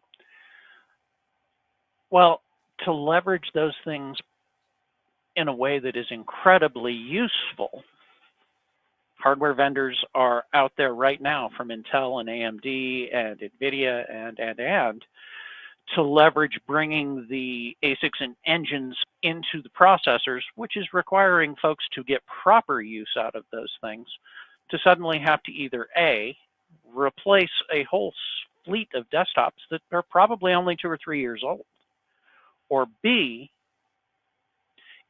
with a properly built VDI implementation, all of that tooling's already there and already made available to the VDI instances, the desktops, etc. And that's simply reflected across the wire, whether local or long haul, to those endpoint devices.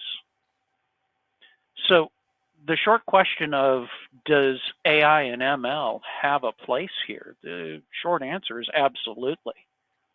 The long answer is at many levels. And you might be really surprised by how cost effective that can be made to be compared to what folks are looking at having to do right now.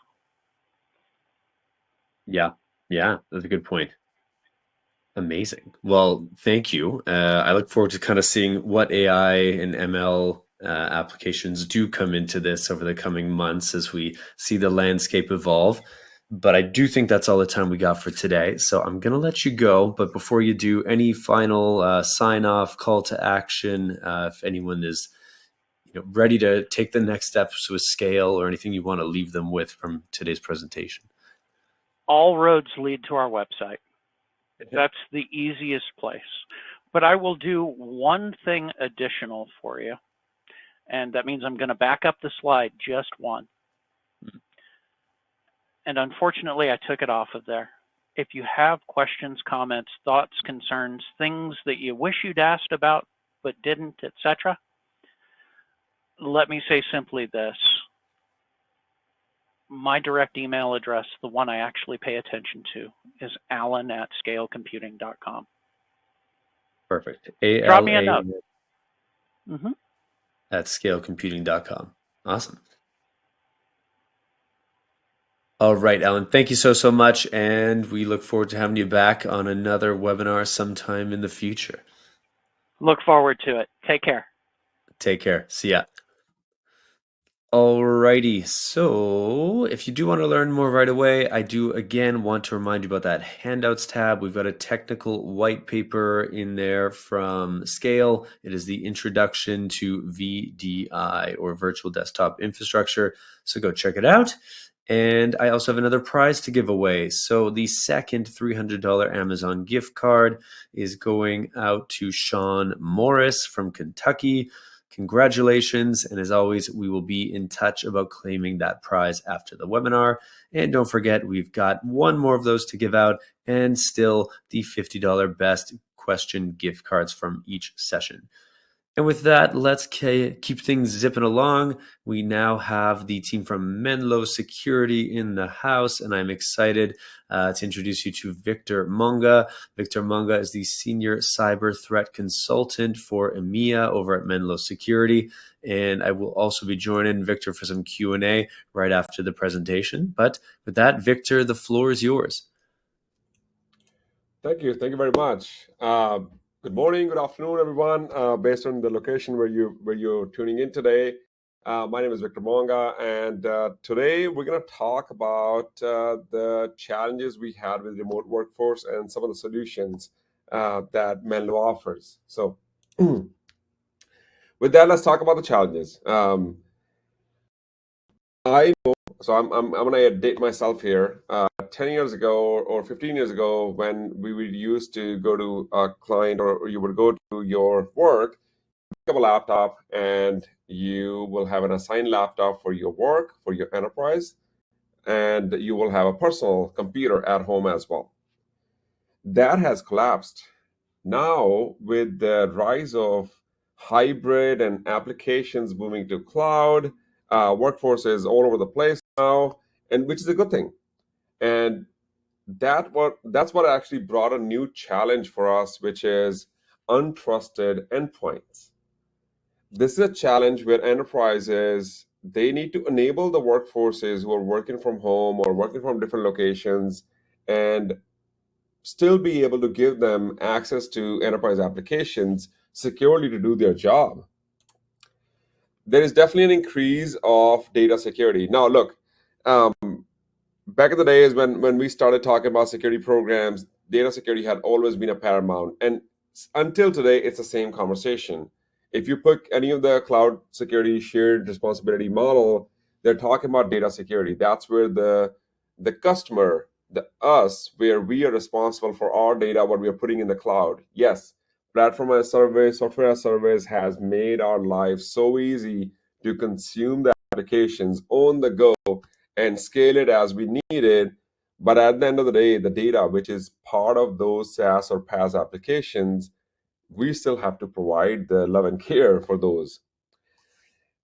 And there's an increase in employees using their own devices. I'm going to admit, when I need to access something for work, half of the times I'm using my own laptop, but I go through a portal or some sort of a single sign-on and put my credentials, do multi-factor, all of that authentication, and then I have access to it, even using my own laptop, and which is good. At the end of the day, we want to increase the efficiency for the end users, and it lower the cost as well sometimes.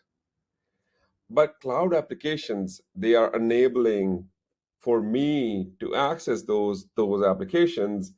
It does pose a threat, because now my IT, my security team doesn't know the hygiene of my personal computer.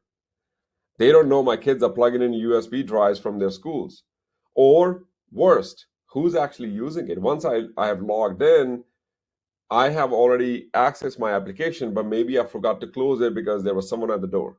All of those things are really piling up. That's what really actually becoming a challenge for the security teams, that we need new ways of thinking, new innovative technologies actually provide the access that our employees, our contractors, our short-term consultants need, but giving them a secure pathway. In data security, there's another challenge, remote users, where we will actually, or the companies or the IT teams, we're actually providing access to our remote users, But how do we know when they're accessing it? Are they downloading it locally, or are they uploading the right files to our system?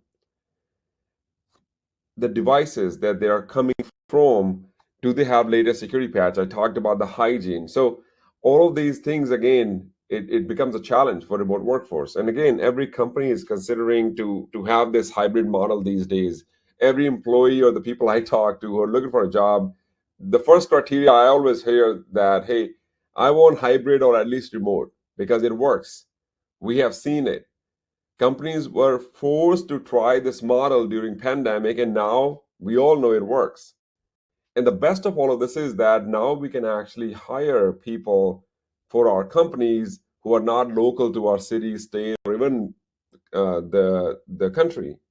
I may have a coworker as a consultant or a short-term contractor or long-term contractor who's not even in my state or country, might be in a different country, which is great because we need that talent. We need that skill for our business. But the challenge is what they bring, how they bring, which computer, which device, how they're accessing it. All of that needs to make sure they are secure. Applications that we expose as a company to actually consume and do the business, when I'm accessing it through my device, how do I make sure that the attack surface is contained? So again, with the monolithical approach or traditional approach of doing remote workforce needs to be reconsidered. Now, look, what I'm talking about today is not a solution for everything. This is not a silver bullet. This is a tailored use case, and I will talk about it. But the challenges towards the remote workforce remains unchanged. These are the common challenges that I have heard over the past 5 years, that this is where it boils down to. Untrusted endpoints, data security. I need to make sure that what goes onto those devices. Application security, the application that I'm hosting either in public or private cloud, how do I make sure that we don't create another Log4j, or Citrix bleed? And finally, the access management, so that I don't have to actually recreate another layer of access or identity and access management. I continue using the frictionless, seamless access that my IT or HR has provisioned for my employees, contractors, so that we maintain that consistency. And when those employees or contractors are exiting the company, with a simple click, we're actually shutting off all the access. With that, I do want to introduce Menlo Security for those who might not be familiar. We are pioneer of browser security. In fact, we've been doing this over the past 10 years, and with 800 customers and 8 million users across the globe in various industries, we have made our name. And the surface that we really scratched, which was with defense and finance industries. This is where we made our name. Okay, before we continue, I do want to talk about the browsing security, the secure cloud browser, what it means, so that we can level set for everyone. On the left side, I have a traditional way of accessing a website. When from our computer, we go to a website, any website, what it does is it goes to the internet, goes to the servers, and it's fetching, executing, and rendering all on your endpoint using the browser you're using. That's what happens when we are accessing any website today without any cloud browsing or remote browser isolation or any of those technologies or traditional ways. Now, the innovative ways is where when I am accessing a website, I want to make sure that I don't get the bad part of it. Let's say if the website is phishing website, or that website is man in the middle, the fetching and executing is happening in Menlo Cloud. That's where the secure cloud browser comes in. And the clean render is happening on your computer using the existing browser that you're used to it. So no need to install or download any new browser. You're going to continue using what you use. I am accustomed to Google Chrome. I love Google Chrome because most of the websites work on it. You're going to continue using it. But the difference here is now when you access a website, we're going to help you to actually make sure only the clean content of that website is actually rendering on your screen. That's the key difference here. Now, at Menlo, We provide browser security, which has 3 pillars. And this is our way of seeing it based on the conversations we had with our customers. But ultimately, it boils down to you want to manage your existing browser, whichever you're using. You want to protect the user. That's a middle part, and it's a very critical part. We want to make sure that our users have the right tools and technologies so they don't get fall for those phishing attacks and vulnerable websites and applications. Finally, the third piece, which is a big one, and that's where the biggest use case of VPN reduction and VDI reduction comes in, secure application access. And I'll talk about that in the next slide as well and how it works. So all these pillars are delivering and architected around Menlo's core secure cloud browser that I showed you a slide before. Everything happens between protect and secure. Using your existing browser is actually happening using our core secure cloud browser. Again, no need to rip and replace anything, no need to retrain our users. This is a seamless integration for a user when they are accessing the websites or applications. This really boils down to that we're rendering only the safe content to the end user. This really protects the user as well as this application, the organization that you're trying to actually expose it to the users for their day job from the malicious endpoints. It provides the separation of internet and endpoint traffic. All right, this is my favorite. How does Menlo Secure Application Access works, and what does it mean? Think of this way. Take a minute. Think of this way, that in your data centers, in your public or private clouds, you're developing applications exposing to your end users, customers, or your internal employees, or your consultants, contractors. Having a trusted application access there, which will become a proxy using the core secure cloud browser that Menlo offers. And I'll show that in a diagram in the next slide here. This really provides any application access for the browser to your endpoint, to your end users, using any endpoint they want to use it. It really reduces the attack surface now, because now the end user cannot scan your network directly. They can't see beyond the secure cloud browser that we are in between the application and end user. User is protected in this case from any of the malicious attacks that may be happening on the end user. It's easy to deploy, and I'll talk about that in a minute here. Now, let's cover the architecture of secure application access.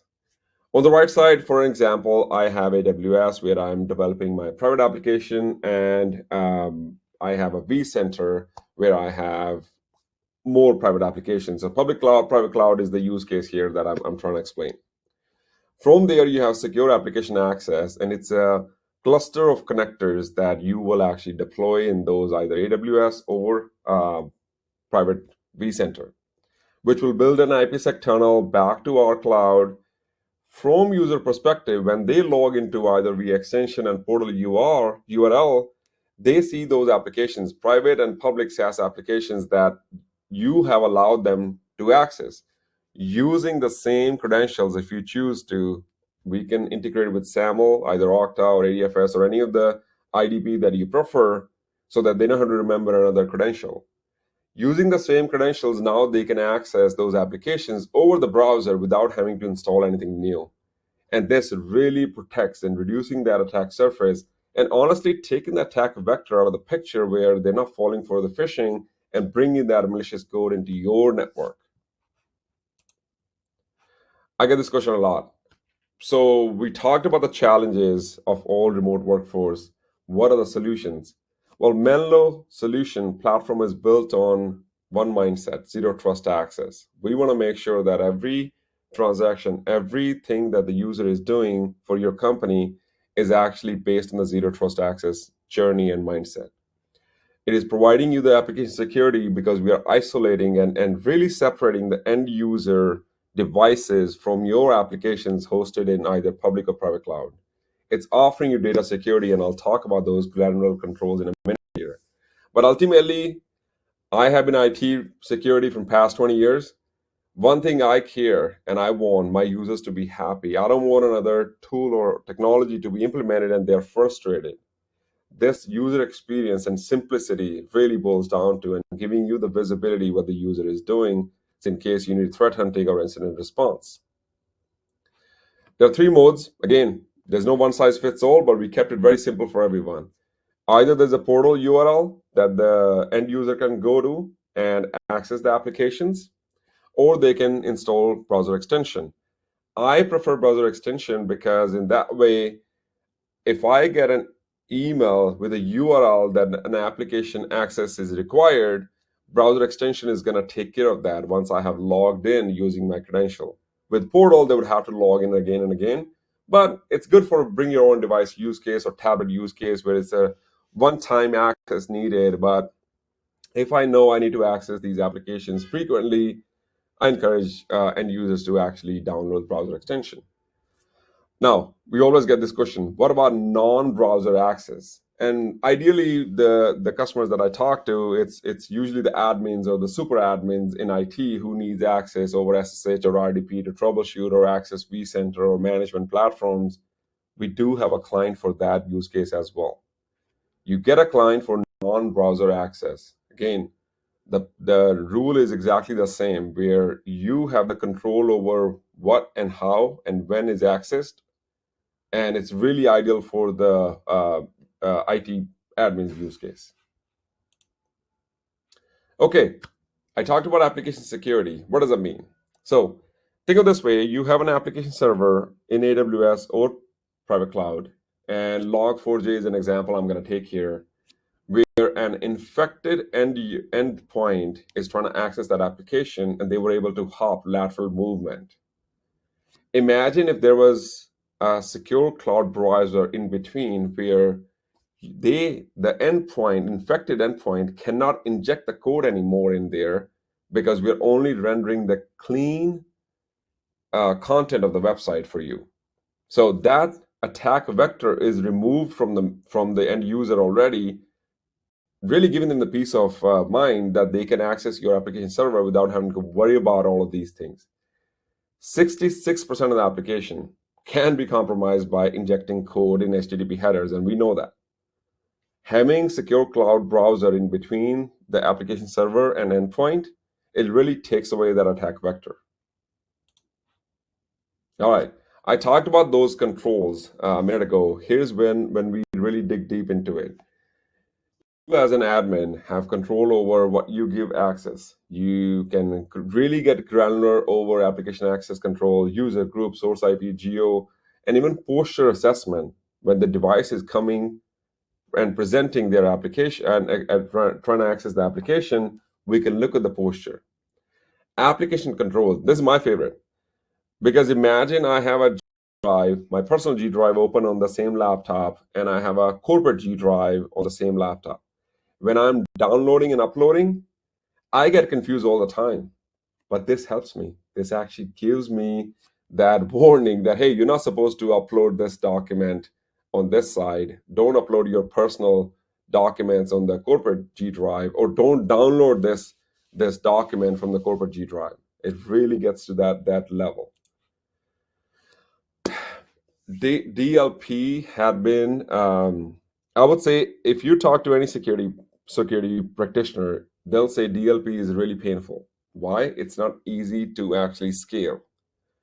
But as we know, these applications are accessed over the browser. We know that. If we can actually apply the DLP policies within the browser, it makes it a little bit easier. This is not a silver bullet. This is not going to actually solve all the problems, but it makes it a little bit easier. Watermarking is something I really like. Imagine a device or a laptop being on the airport, and they're accessing a really highly sensitive document. If there's a watermark, someone tried to take a picture and put it on internet, we can trace it back to the patient zero really quickly. And we have 300 DLP dictionaries already preloaded to actually prevent the data leakage. And you can create your own dictionaries or your own rules as well. So again, there's always a saying in security that we always worry about the external adversaries, but we always ignore the insider threats. This also gives you the peace of mind that if someone is trying to take away your intellectual property, well, they're going to have a lot of problems because now it's actually marked with your name, date, user ID, or whatever you want to add in there. You can actually trace it back to who leaked it. Now, this is something we just released it in the browsing forensics. I call it time machine because this really gives you what the user actually accessed, and you can customize all of it. And the best part is Menlo is not storing any of this sensitive data in our cloud. You, as a customer, have ability to provide us the storage, either AWS, Azure, or whichever way you want to store this information, but this remains locked behind your door. You have access to it, to view it, to actually look at it if something goes wrong. One of the good use cases here is that phishing websites are temporary and short-lived. When they are up, we can see it, but when they are down, you really can't do about it what happened, what it looks like. Browsing forensics takes screenshots for the policies you have set up, and it will tell you what happened, who actually went to it. This, again, really helpful for incident response and threat hunting. And you have complete control over what can be recorded, what can be screenshots, and where it's stored. As a customer, you define that. You control this part. I talked about use cases, and this is where we will actually wrap this up. Menlo Secure Cloud Browser with secure application access. It's a great use case for contractors. When we need to give them access to our applications, it's a great use case. I know when I used to work for my customers, it would take easily a month to get access to an application. Merger and acquisitions. When you acquire a new company, you need to give them access to either your SharePoint or some HR internal applications. Quickly, you can provide that. And all of that is, again, based on zero trust access. Bring your own device. I talked about it. Watermarking, what you can upload, download, what you can read, write. Bring your own device and have those granular controls for those applications already. VPN was a great solution years ago. And even there are some myths that VPN is secure. Yes, it does or may use secure protocols like TLS or IPsec tunnels, but it doesn't give you the granular security controls when the applications are being accessed. Once the access is given, there's not a whole lot you can do. That trust but verify, it was a great concept 20 years ago, but it just doesn't work. Right now, we need to go with zero trust, assume breach. And that's finally where if your applications, or 90% of applications are browser-based, and there are few for IT admins that non-browser-based, you can reduce some of that VDI cost as well and continue using the solutions like Menlo, which gives you access to innovative technologies to give time back and work on those other priority projects. Okay, with that, I am going to leave you with this. Scan this QR code, which will help you take a test drive. It's called Try Menlo. You can also have a heat check. It's a highly evasive adaptive threats. So you can check where you land on that assessment. And if you, again, scan this QR code, you are eligible for proof of value 30-day eval from us. With that, I really want to thank you all, everybody's time for listening to me. And we can open up for Q&A. All right, sounds great. Let's just dive into it. Thanks for the presentation. Really love that. Loved a little bit of the context and history of where we've gone, where we're going, and let's go for it. So first question here is there a way to exclude specific applications from being managed or monitored by Menlo Security? Short answer, yes and yes and yes. You as an admin have absolute granular control over what can be managed, what policy you want to apply. The best way I have seen customers doing it based on groups. So every group in your organization have different risk profile attached to it. And based on that, they have applications that they access. So CEO accessing financial is not as equal risk as a receptionist accessing an application to upload receipts. So you can apply policies based on what your risk profile of each group to the applications that you feel that they should have access and what they should do. If they cannot download or upload, read or write, all of that can be granular controls. There are out-of-the-box suggestions and recommendations, but you as an admin have absolute control over what you want to define for your company. Okay, excellent. So super customizable, and sounds like you can really take the reins and set it up how you like. Okay, Absolutely. beautiful. I'm just throwing up a poll here once again. So if you are curious about some further information from Menlo Security, this is your chance to request exactly what you're looking for. And I'll keep the Q&A rolling. So this one is about a healthcare organization. They said, as a healthcare organization, uninterrupted access to applications is critical for patient care and operational efficiency. In the event that Menlo Security goes down, what happens to our users' access to critical applications?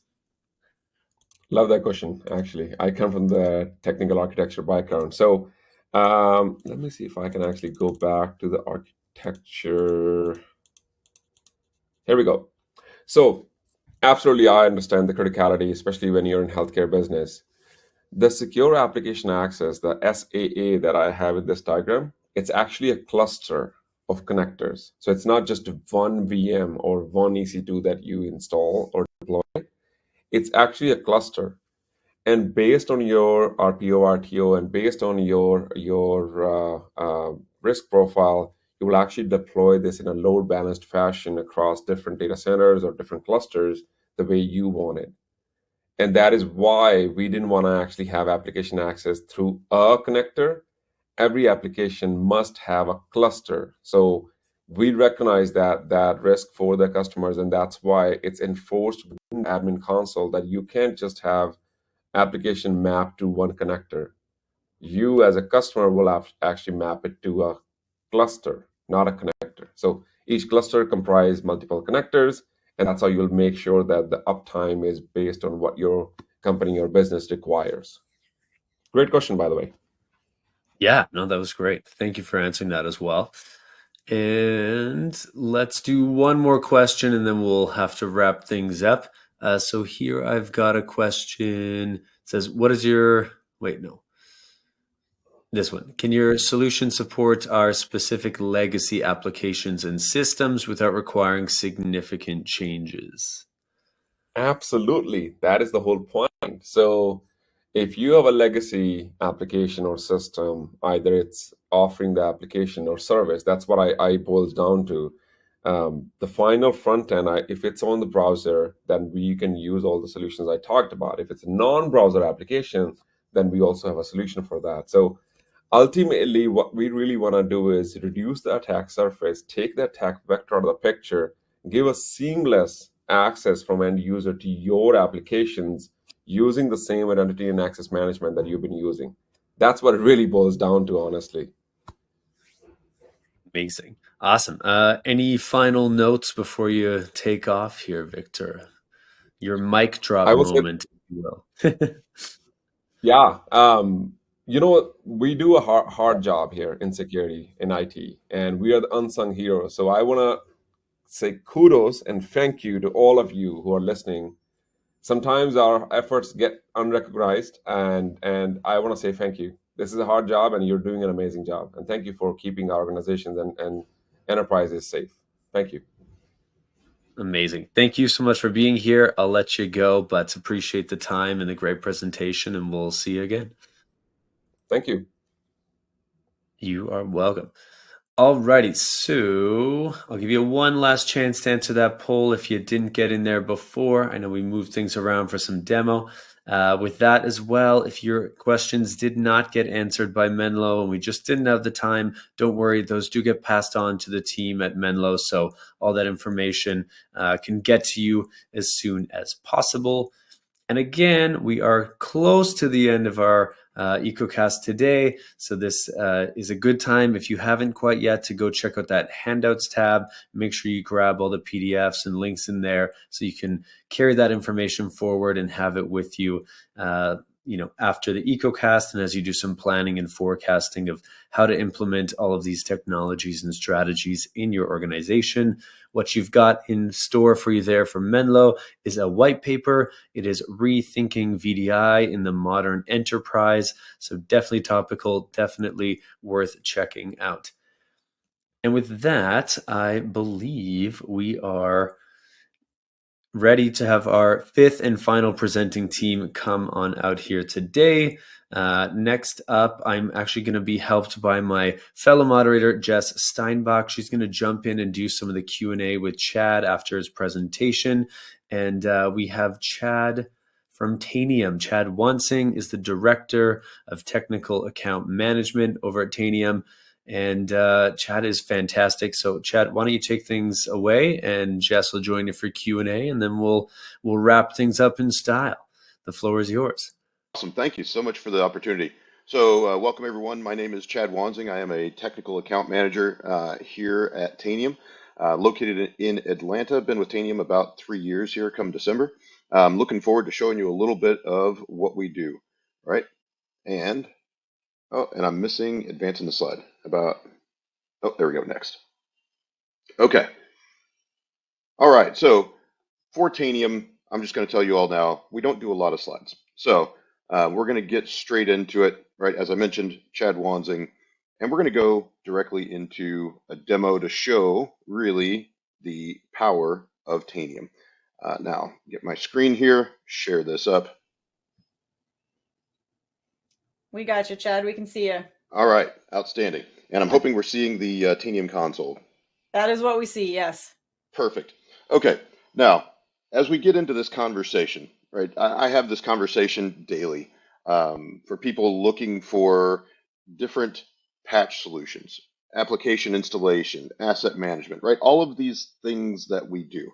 But what I will say is that for everything that Tanium can do, none of these modules are our core value, right? I like a quote from Henry Ford. If I'd have given the people what they asked for, I'd have sold them a faster horse, right? Literally, I get people asking me for a faster horse every single day. How does the Tanium patching thing compare to whatever other patching thing you might be doing today? And what I'll say is, as I mentioned, the core value of Tanium actually isn't any of these modules. To tell that story, I'm going to come up here a little bit to our little question bar, right? And this story starts back 2012. So the founders of Tanium, David and Ryan Hindawi, had already built BigFix, sold BigFix to IBM in 2007. As you can imagine, they made a buck or two, had some time to hang out contractually, but they pulled the team back together and said, guys, that was a great run. How do we take the lessons that we learned there and create something even better? How do we leverage all of this into our next great thing? And they started looking around for inspiration. And one of the things they landed on was actually Google at the time. And as many of you know, Google, when they were originally founded, they weren't built to be the world's best maps app, search engine, any of the other 1,000 things that those guys do today. Their original mission was to organize the world's data.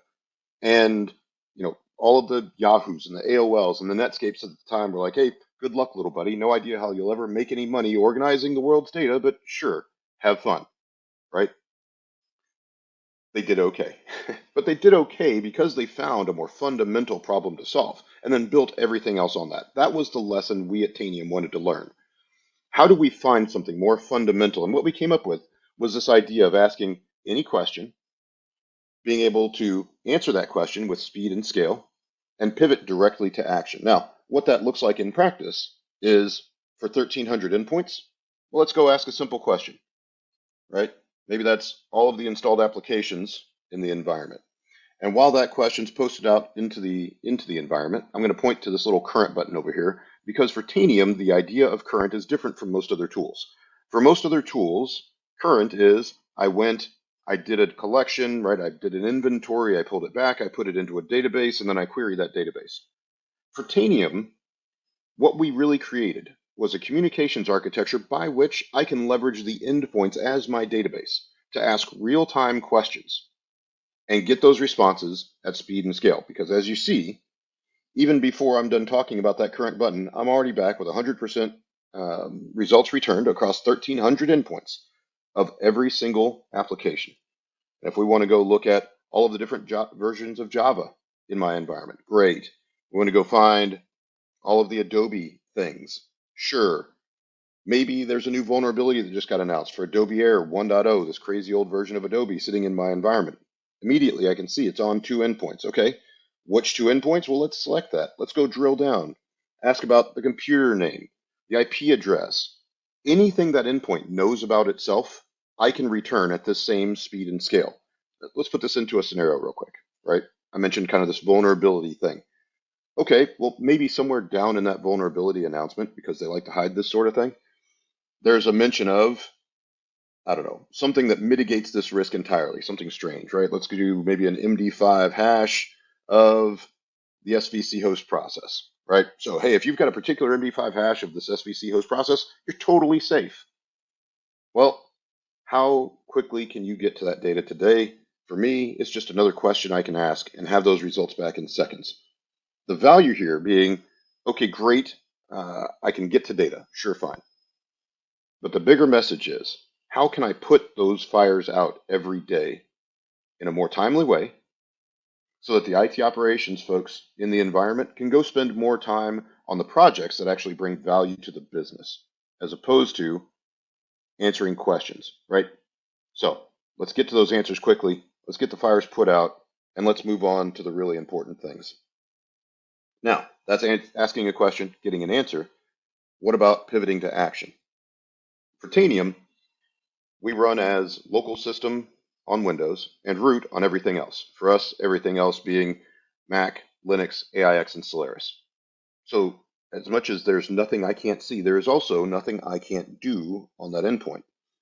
And so if I wanted to, say, push a local quarantine to the firewall rules, sure, fine. On Windows, maybe I want to go uninstall an application because it's causing problems, or just not allowed. Absolutely. One of my favorites I love to pick on is Print Nightmare. And Print Nightmare, for all the great times folks have installing the patch, well, what about that registry key? Not only can I go find that registry key on every endpoint and see what its value is, but I can set up routines to automatically and indefinitely into the future find where it's wrong and remediate it. Asking new endpoints as they come into the environment.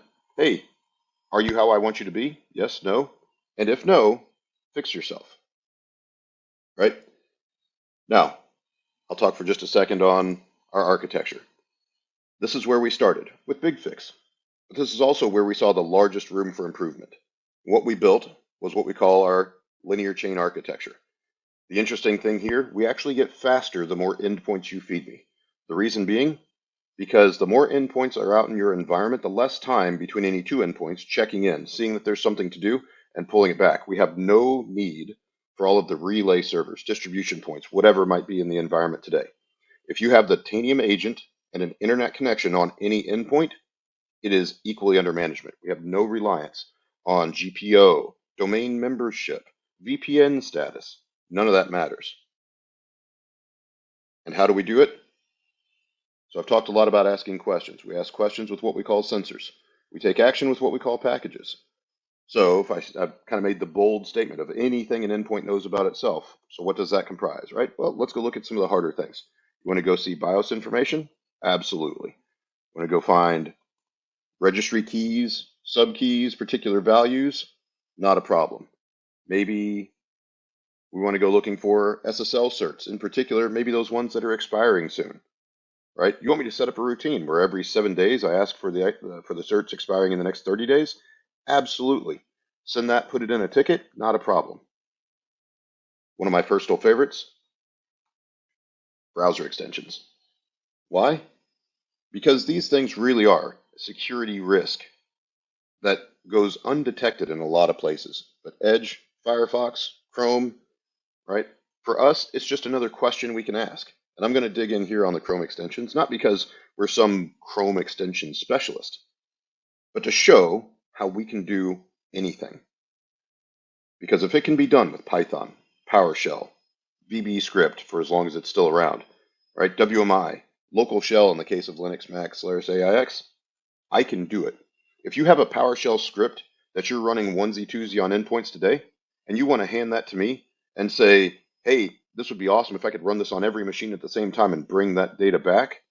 The answer is yes, I can. And for as powerful as I am, being able to ask these questions, right? Leveraging the Tanium agent as just a script execution engine on those endpoints, staying super small, the ability to pivot and equally take action, just as powerful, right? Anything that you can leverage as a command line that can be run by local system or root, we can do. You want to feed me some files as well? Sure, fine. You want to take and have some parameters to pass? Great. Let's call out those parameter values. But more importantly, those parameter values shouldn't just be something that your support teams have to go script into. I'm a firm believer that bare naked parameters, air quotes, mean a product isn't quite done yet. You need click boxes, right? Check boxes, drop downs, notification message windows, copy and paste things in, and then have it included as part of that parameter. Because this is how a product shows you that they're complete, right? They've spent the time for the usability for you and your team to be able to optimize your workflows. Now, with that underlying idea, right, under our belts, let's come back out here again. And, when it comes to reporting, sure, I've got you covered. That's even just the high level stuff. But let's go back to the modules. And hopefully now it's a little bit more obvious when I say that these modules are nothing more than the workflows built on top of something much more powerful. Because when it comes to doing patching, sure, I can do patching. I can do patching as well as anyone. Roll a patch back? Absolutely. More importantly, I can make it a zero-touch operation. I can automatically push every patch into the environment on any given time so that you can get out of doing patching and into validating that your patching got done. Coming in to see, hey, how did this go today? Not, let's go spend the next 6 hours pushing patches. You've got better things to do. The same thing goes for software. I want to get people out of having to go do software pushes and into validating that the software pushes went as they would expect. And if they need to come see where are we at in that process, hey, I'm waiting for my maintenance window to open. Great. Have I pre-staged the patches? Nope, not for this one. But with our ability to have a predefined package gallery of nearly 400 pieces of software, where I can automatically import that software from the manufacturer website and then include it in a software bundle and saying where that software bundle should be allocated to endpoints, I can make this a zero-touch approach while still maintaining the ability for self-service profiles, right? Self-service for the end users so they can have whatever software they may need to apply for themselves. But let's go through a little bit more of what sorts of workflows we've already got involved, applied here. Asset management. So being able to maintain inventories of endpoints. Now, the first thing I'll say, I'm not trying to be a CMDB, but I'm trying to make sure that the CMDB you have has data as relevant and as recent as you need it to be. The ability to hang on to data for up to, in our case, up to 180 days, and then pipe that wherever else it might need to go. Or vulnerability management, configuration compliance, right? The third leg of that stool of patching and software distribution, that good IT hygiene, where I can run scans daily, right? I've got a number of customers who run their scans daily because it's so low impact in their environment to help map to PCI, HIPAA, CMMC, all based on CIS benchmarks for the configuration compliance side and leveraging CVE information to return vulnerability management on any of our supported OSs, as well as remote authenticated scans for Cisco iOS, Cisco ASA, VMware ESX, as well as Juniper Networks gear. So we've talked kind of about the good IT hygiene pieces. What else can Tanium do? Our Enforce module, looking at BitLocker, AppLocker, removable device control, being able to go apply local GPO, and even,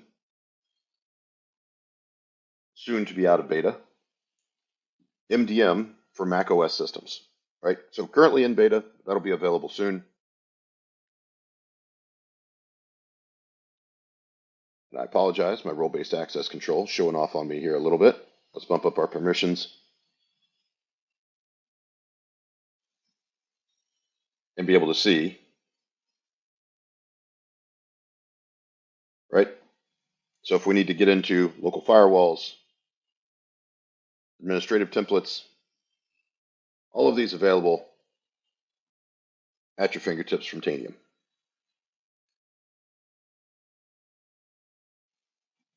When we start talking about sensitive data discovery, performance, or even better, tying performance metrics into end user engagement. So our performance module will look at CPU, memory, disk utilization, right? Hard disk utilization. And when we find events, we can either drive alerts or automatically engage with our Engage module, appropriately named, to issue surveys to end users. Those surveys can then be tracked over time. And even more than just tracked over time, they can even allow for automated remediation based on the response of the end user. One of the things I've seen this be incredibly impactful for has been a couple of customers of mine that are actually leveraging this functionality for taking some of that front end load off of their tier 1 support teams, helping streamline a lot of that workflow. Right? Great. Good deal. And then our threat response module, really anchoring in the security side of the story, looking for conditions, match to MITRE attack techniques that really augment the incident response workflow. Now, we're not trying to be an antivirus, right? There's a lot of great AV providers out there and folks that are going even beyond AV. We're looking to pick up once something's found and be able to go look for not just what's malicious, but what might just be strange. If you've got an enterprise hunting team, we can help enable them with question-based approaches, driving directly to immediate responses, and the ability to take any action they so desire when they need it done. Now, last but not least, I think we can all identify with the fact that that which cannot be shown in a pretty board, right, pretty graph, when we start talking up the chain, it didn't actually happen. Any question Tanium can ask, I can represent graphically. And this is just a small subset, right? Because again, if you can't show that you did it, how are you going to relate that to someone who may not have time to really dig in? We can show these trends. One of my personal favorites, look at Chrome vulnerabilities by year, stretch that over time. Let's look at this back last quarter. How have we looked? My demo environment stays pretty static. But all of this absolutely available for customizing in whatever way best fits your organization.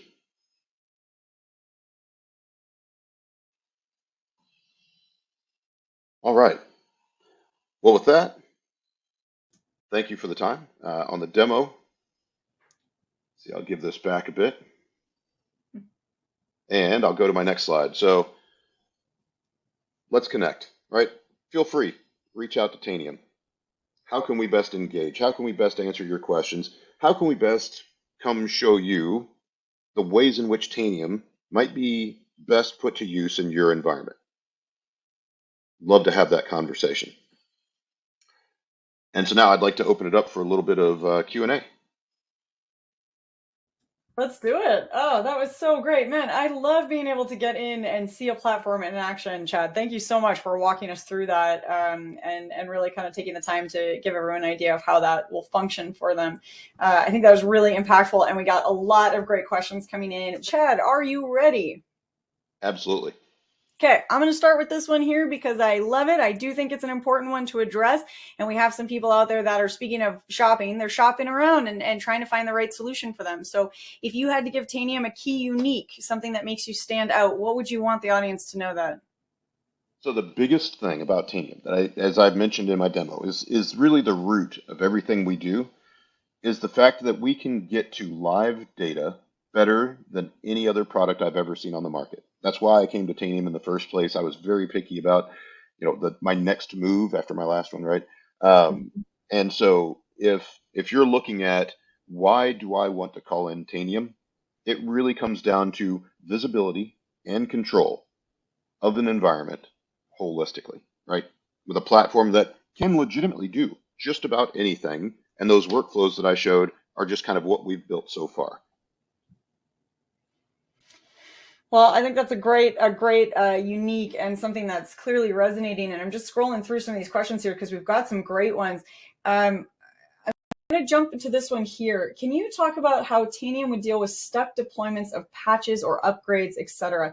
For example, bad software from Microsoft or from any bad software that's clashing with already installed random previous versions of patches, etc. Sometimes tracking these issues ends up costing a lot of time. Sure. So one of the things that I find, let's start with the patching side, right? So Microsoft puts out a bad patch. Can we roll that back? Answer, yes, absolutely. I can roll back a Microsoft patch as well as Microsoft can roll it back for themselves, right? Secondly, if we're talking about, hey, Windows Update isn't doing what it should do, it's not applying patches correctly, we actually have the ability, running as local system, to go and, air quotes, bump Windows Update to try and refresh, right? Get it unstuck and get rolling again. Again, if you can do it as local system or root, I can make that action happen on the endpoint. And if we need to engage an end user notification system, it just changes a little bit of the methodology that I use in Tanium, but I can engage an end user notification to say, hey, I'm about to go make this change. Is now a good time? Yes or no? And allow them to potentially push off or not, right? Depending on what's best for the IT operations team. Perfect. Okay, I want to talk a little bit about speed, and I think we got a couple of questions that relate to this. So let's start with can you tell us how often the endpoints are queried in order to keep data current in the stored database? And then I'm also going to ask you a follow-up to that. What happens to the data held after 180 days? Yeah. So I'll start with the second one first. So the data held, the data, when it hits 180 days old within Tanium, it's expired. Now, that is refreshed regularly from Tanium to go back to the first question. So as Tanium has endpoints checking in, and this is kind of an interesting difference between Tanium and just about everything else. When I showed that architecture, the reason why we don't need all of the relay servers and whatnot is because I'm not shoving things down to the endpoint. I'm letting the endpoints check in with me. And they're checking in to say, okay, hey, what do I need? What should I be doing? And then at the same time, coming back with, hey, by the way, here's my updated information from stuff you told me to keep current, right? So a lot of those things within our asset module, our asset database, they're generally refreshed about every 4 to 6 hours, but that's configurable within Tanium. Now the endpoints are checking in with the Tanium server on average every 5 minutes. So about every 4 to 6 minutes, he's given a little ping, hey, I'm alive, anything for me? Yes, no. But if one of the endpoints checks in, sees that there's something to do, he brings it back and then activates the phone tree amongst all of his peers on the local subnet, right? So that's where we kind of talked about that linear chain architecture. I don't want to dive too deep in there. Glad to have more of a conversation for anyone that would like it. But that linear chain architecture really is how we're activating the phone tree or for those techies on the line, it's kind of more of a token ring type approach, so that this data is getting populated amongst the peers and everybody's getting what they need. But that's why the more endpoints I have, the faster that data gets populated out into my environment. And I've got environments today in the DoD that have over 1 million endpoints, and I can legitimately go pull every installed application from 1 million endpoints in under a minute. Hmm. That's I mean, just wild.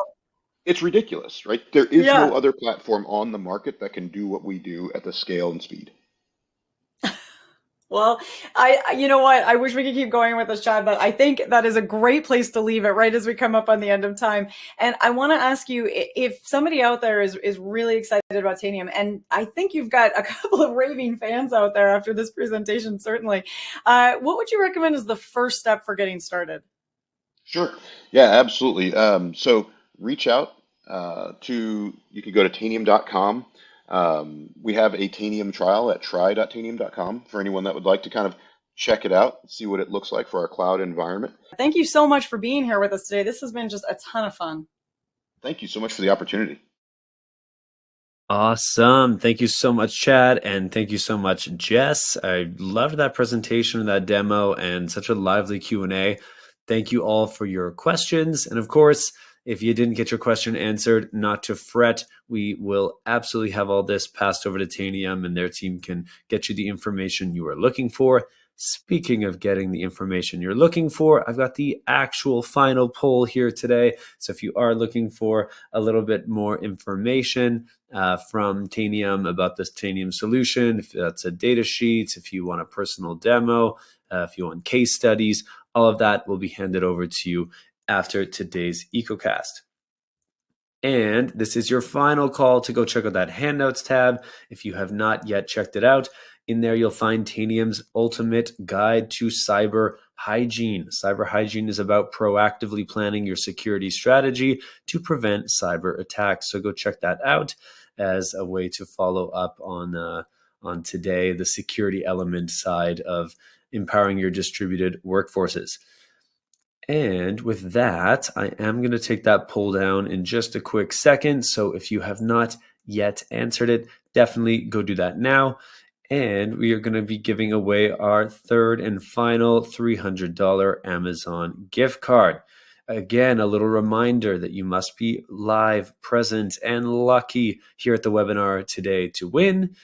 And without further ado, the third and final gift card is going out to Jamie Headley from Pennsylvania. Congratulations, Jamie. And just to recap, these are the 3 lucky winners from today's EcoCast. We had Jeff Thomason from California, Sean Morris from Kentucky, and Jamie Headley from Pennsylvania. Congratulations. And as always, we will be in touch about claiming your prize after the webinar. And don't forget, those best question gift cards will also be drawn and will be reaching out to you if you win one of those as well. And with that, on behalf of Actual Tech's media team, I want to thank our speakers from ControlUp, Nutanix, Scale Computing, and Menlo Security, as well as Tanium, who just wrapped things up for making this EcoCast possible. And a special thank you to all of you for being here today and really being engaged. I appreciate you with the polls, with the questions. It was a great day, great crowd. If you are on the webinar today and you would like to chat with us about presenting on a future summit, EcoCast, or MegaCast webinar, we would absolutely love to hear from you. And you can reach out by email at connect@actualtechmedia.com. And with that, I hope you had as much fun as I did today. I hope that you learned a lot. This has been such a fun conversation and a great way to really prepare ourselves for the new way of working and empowering our employees to get their best work done and how to do that securely and with the use of technology to assist us. I hope you've gotten some interesting ideas and tips. You feel a bit more equipped and informed and ready to tackle and implement some of these opportunities at your organization. And most of all, I hope you had fun with me today. Now, if you are taking off, Mark your calendars because I'm sure you're not going to want to miss this. Tomorrow, June 6th, same time, we have our megacast kicking off. It is the disaster avoidance, how ransomware readiness protects from all angles. So if you're looking to really beef up your security and develop your ransomware readiness plan at your organization, mark your calendars for that. Again, tomorrow, Thursday, June 6th, 12 p.m. Eastern, 9 a.m. Pacific. And with that, I'm going to let you go. I hope you have an absolutely magical rest of your day and I hope that you take good care.